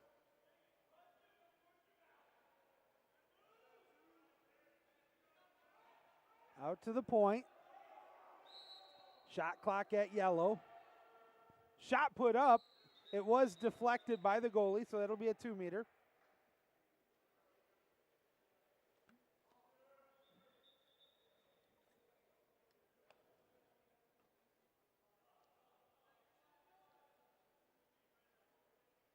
Passes it to the whole set on the restart. Hits the crossbar. Oh, bad break there. Got a lot on that one, did number 7. Eldering.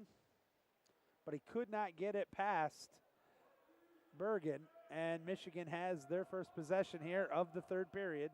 Already up by 6. Skip shot, shoot, scores. Wow. That's a major league missile that time for the Wolverines. Edlund, Ben Edlund with his first goal.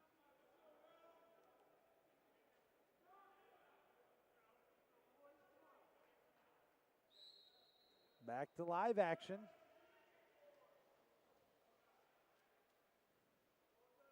One pass up, trying to get it into safe water. Gives it off, flat to flat, now down to the wing.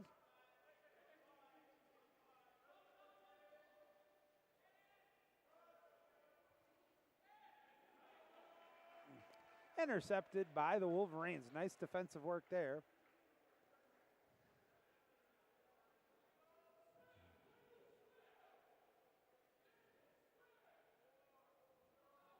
Michigan brings it up the pool, setting up.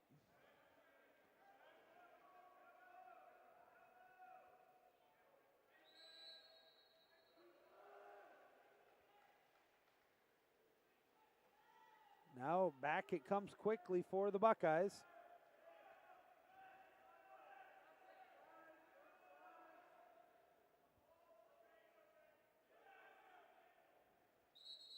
And oh, we got a kick out coming, 6-on-5 here.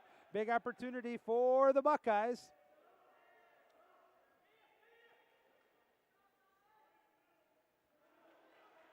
But a good defensive play there by the Wolverines.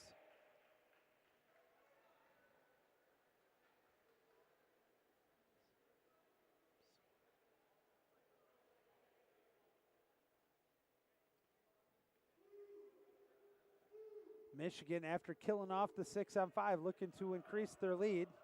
Lobs it down to the hole, but a good read there by the goalie. McDaniel sniffs that out and gives it back to the Ohio State squad on offense.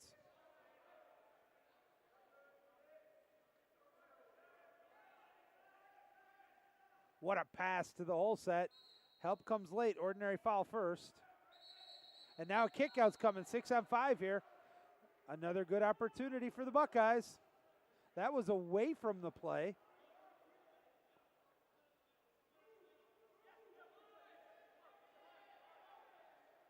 Up to the top, post, opposite, down low. They're bunched very close together. It was field blocked, but then a perfect ricochet, and then the goalie with a great play. Oh, baby. Bergen with the first a good save, then a great save.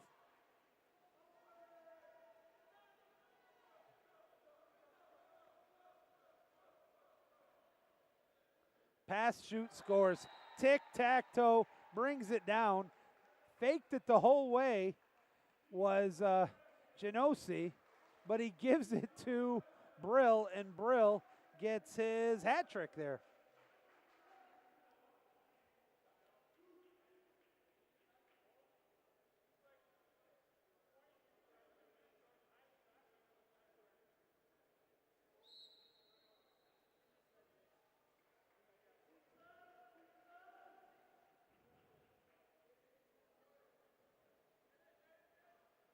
Now the Buckeyes really desperate for some offense. That's a nice, good tic-tac passing and gets a quick goal.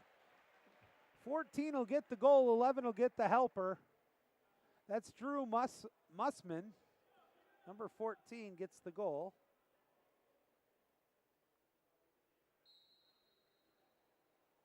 And a fine goal that was by Mussman. The fourth goal of the game for the Buckeyes. Michigan gets it down to the hole set. Help for the Buckeyes comes late. Fire, shoots, scores. Wow, that was a good effort there. I'm trying to see who that was who scored. He's calling to come out of the game. He's a little tired after that one. Yeah, that was Staunton. Number 16, Jack Staunton.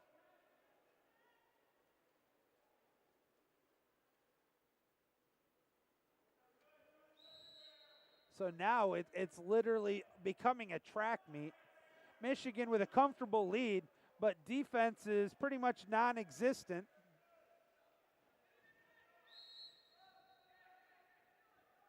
Nobody wants to get hurt or draw the kickouts, and they're going to call that one on Edlund. So the Buckeyes with a 6-on-5. Oh, what a play. Tic-tac-toe. 21-22. Putting the biscuit in the basket for the Buckeyes. 22, Jake Heino.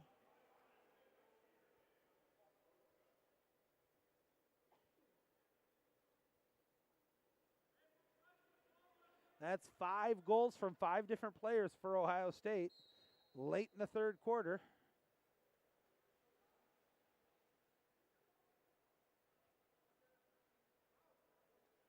It's 12-5, U of M on top. Final game here tonight.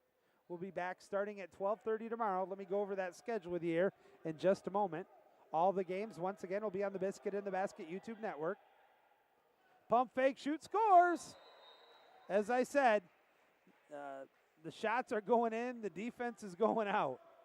Number 5 buries that one for Michigan, Edlund. His second goal of the game.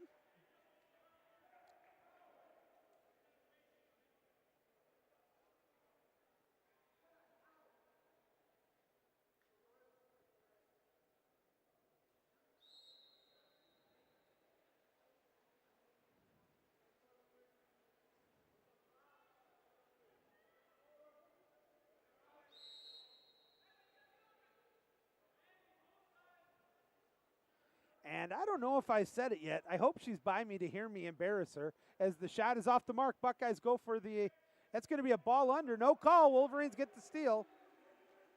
Now the ordinary.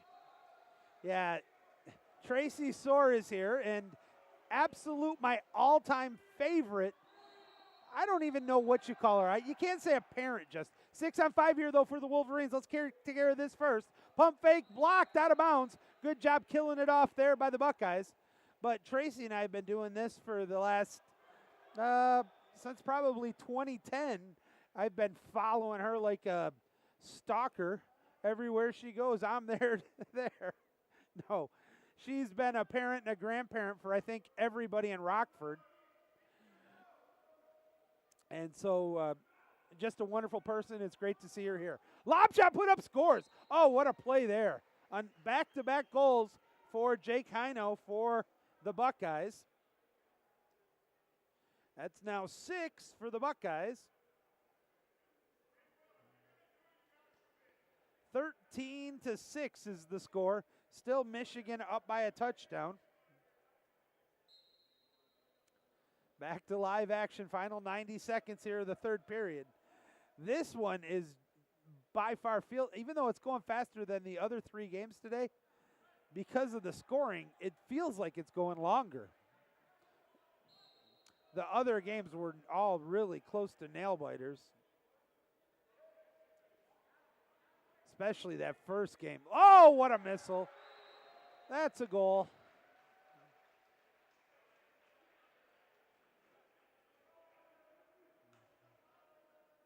I think that was Gonzalez. Nope, I'm going to double check that for Michigan, but I think that was 23, David Gonzalez.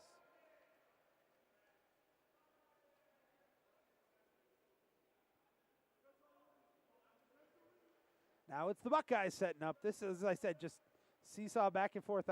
It's almost not to be critical of it because these guys are tired. They've all played 2 games today.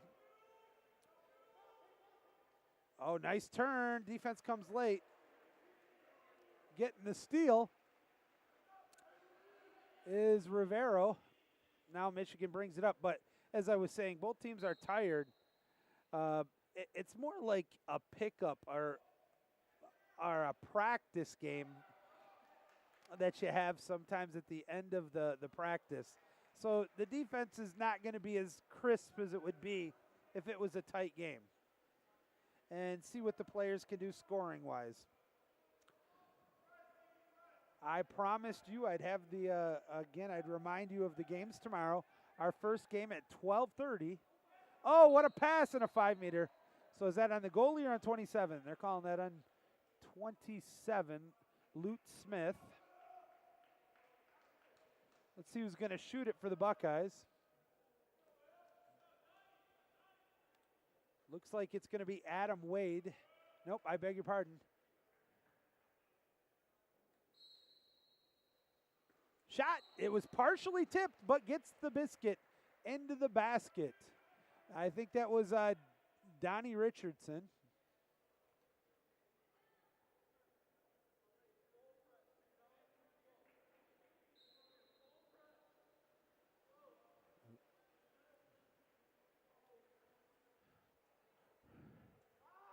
We're down to 3 seconds. It was stolen. He better hurry to shoot it. And he won't be able to get it off. That'll end the period. 4 third-period goals for the Buckeyes brings them up to 7. But Michigan, on their side, they were up 9-3 at halftime.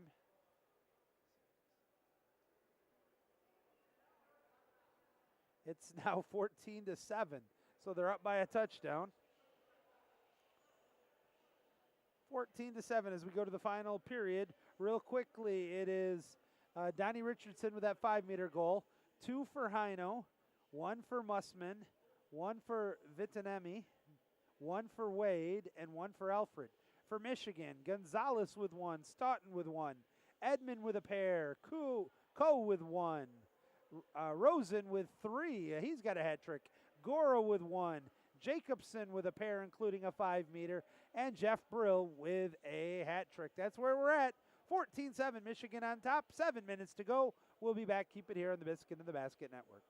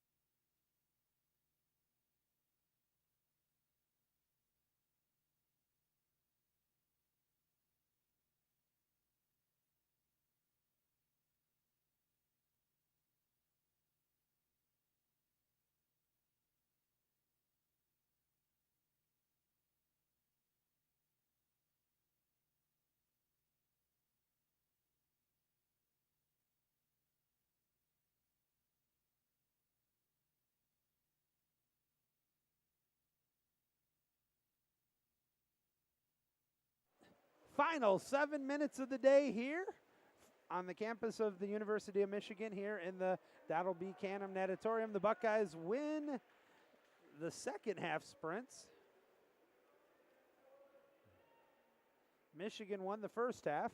Buckeyes going right to left on your screen in the white caps. Get the ball to the whole set. Help comes late. Credit that steal. Trying to see who it is. Number 9, I believe. That's Gora. Gora had a goal back in the second quarter, I believe.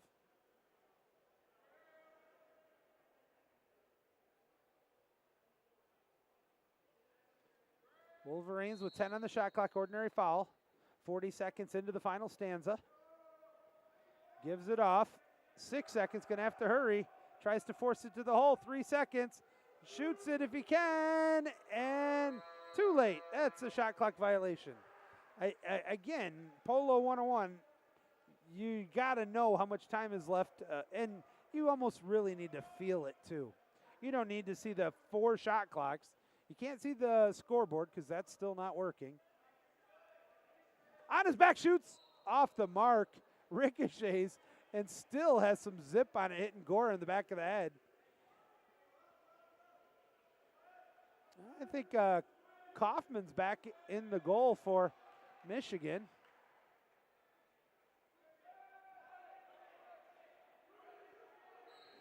Ordinary foul, shot clock at 10.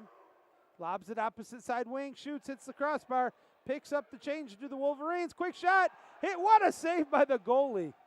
Now he's getting crashed, and a nice save by one of his defenders. But the Wolverines are gonna get the ball. This is crazy.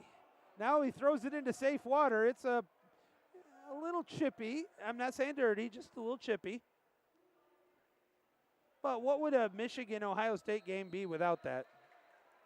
Ball under to the Buckeyes as Richardson gets the steal. The trailing guy coming in, that's number 15, inside 4-3-2 by himself. Pump fake, shoot, what a save! Are you kidding me? Are you nuts? Garrett Kaufman says, oh, no. Do not bring that into my kitchen because I'm the one with the culinary skills, and he was cooking on that one. Holy cow, and here come the Wolverines back the other way. That was sick and amazing. To the hole set, on his back, good defense, ordinary foul. 8 on the shot clock, 4.5 on the game clock. Boy, in a game that's really been over for a while, that got the blood flowing on almost everybody here. Wolverines are just going to dump it. And a timeout taken by the Buckeyes. 4:22 remaining in regulation. We'll step out for a quick break. We'll be back with the final when we return. Keep it here on the Biscuit in the Basket Network.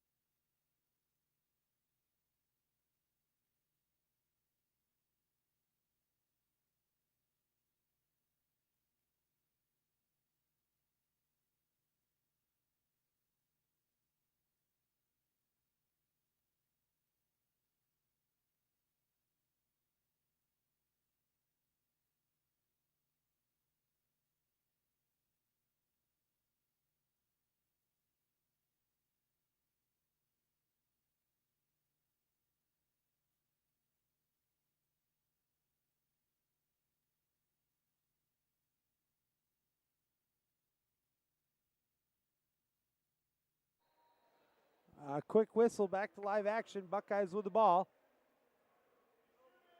Takes the shot, hits the crossbar. Ohio State gets the rebound. Ordinary foul, fresh shot clock. Pops it, kicks it back outside. They'll reload. Wants to get it back on the give and go. Lob shot put up. Hit the crossbar again. Swiped back out. Buckeyes get it again. Another shot on his back and another crossbar, and it still didn't go in. What's going on? Somebody check that for Saran Wrap. How in the world did that ball not get into the back of the net there? It is cuckoo for Cocoa Puffs, insane in the membrane, and Garrett Kaufman is standing on his head. Wolverines on the attack, 3:38 to go. To the hole set. Kick out coming, 6-on-5 here for the Wolverines.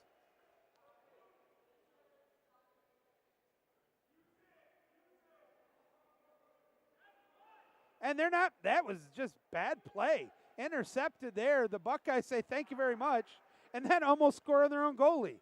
Yeah, to say that, with the exception of Kaufman here in the last few minutes, or actually since the second half, the level of play has diminished slightly. Except again, what goaltending we've seen. That could be a kick out, and it is. 22 is going to go spend some time in the sin bin. Nice wide open pass, and no way! He is standing on his head. Get out of here. Don't try that again. Unbelievable. Lobs it down inside 3. Pump fake. Kicks it outside. Better shoot it quick. It hits the post. It's stopped. Denied. Oh, my goodness. I can tell you what, folks. All you have to do is hit rewind to see what I'm seeing there. That is marvelous goaltending. Wolverines up big, kicking it back to the outside. Final 2.5 to go here in this game. Michigan and Ohio State duking it out. Skip shot, no! Tick for tack right there as Jack McDaniel says, I can play good goalie too. And he does. That was a great save himself. Now I better make sure that's still Jack McDaniel. He's on the far side. If that's number 1. Ordinary foul. No, kick out coming. 6-on-5. And oh my goodness, even when he gets brazen and goes after it, the ball just stays to the side. Michigan's ball is, I'm not sure if it's an official timeout or a regular timeout. It's 1A now for Ohio State. So I was right. They switched to Garrett Weidman. Garrett Weidman is in the goal now, and that was a great save by Weidman. Holy cow. I can't wait to go home tonight and take a look at a few of these plays.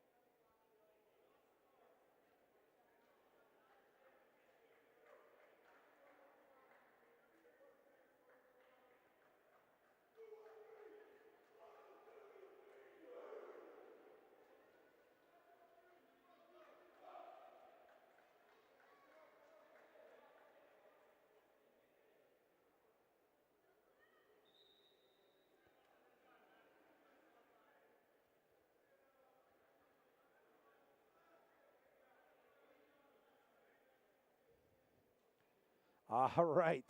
After the timeout, 2:02 to go here in regulation. Michigan. I thought they were on a power play, but it doesn't matter because it was intercepted. Stolen, but then stolen back. Buckeyes have the rock. Pops it, looks for help, swings it over to the wing. Want to get it to the hole set, but that is a physical battle. And kick-out's calling. They called the kick out there on the Wolverines. So another Buckeye 6-on-5. Fires it up to the top, down to the wing. Got to shoot quickly. Fires it back outside. Uncontested at 3 meters. To the top at 4 meters. Now back to the left side post at 4.5 meters. Down to the wing at 2 meters. Takes the shot, but you know what happens. You can't go short side on him right now. Kaufman is, it's incredible. He has got ESP. He might have ESPN, ESPN2, ESPN Plus. He's stopping everything. 1:05 to go, ordinary foul. The cap was blinding him. Now he tries to get it, but it's intercepted by the Buckeyes. I think that was Richardson who'll get the steal. He's actually played really good hold defense today and in this game. Up the pool quickly, here come the Buckeyes. Under a minute to go in this contest. We'll be back on the air just before 12:30 tomorrow. ready for 4 more, and I'm excited for it. I hope you are too. And if you are, make sure that you subscribe and like. Oh, that's a perfect pass, but it's stolen. Oh, baby, what a steal there. Joe Novak showing he's got some skills as well. About a 2-second differential between the shot clock and the game clock. Novak wants to bring it himself. The lefty down low with the assist, and instead the goalie says, I don't think so. Now again, it is Weidman's turn to show off his skills. 4 seconds, 3 seconds, takes the shot, and it's knocked away. That is an appropriate way to finish this one. A spectacular save there from Garrett Kaufman, and that's going to end the game. Holy cow, an entertaining game it was, considering it was pretty one-sided for most of the second half.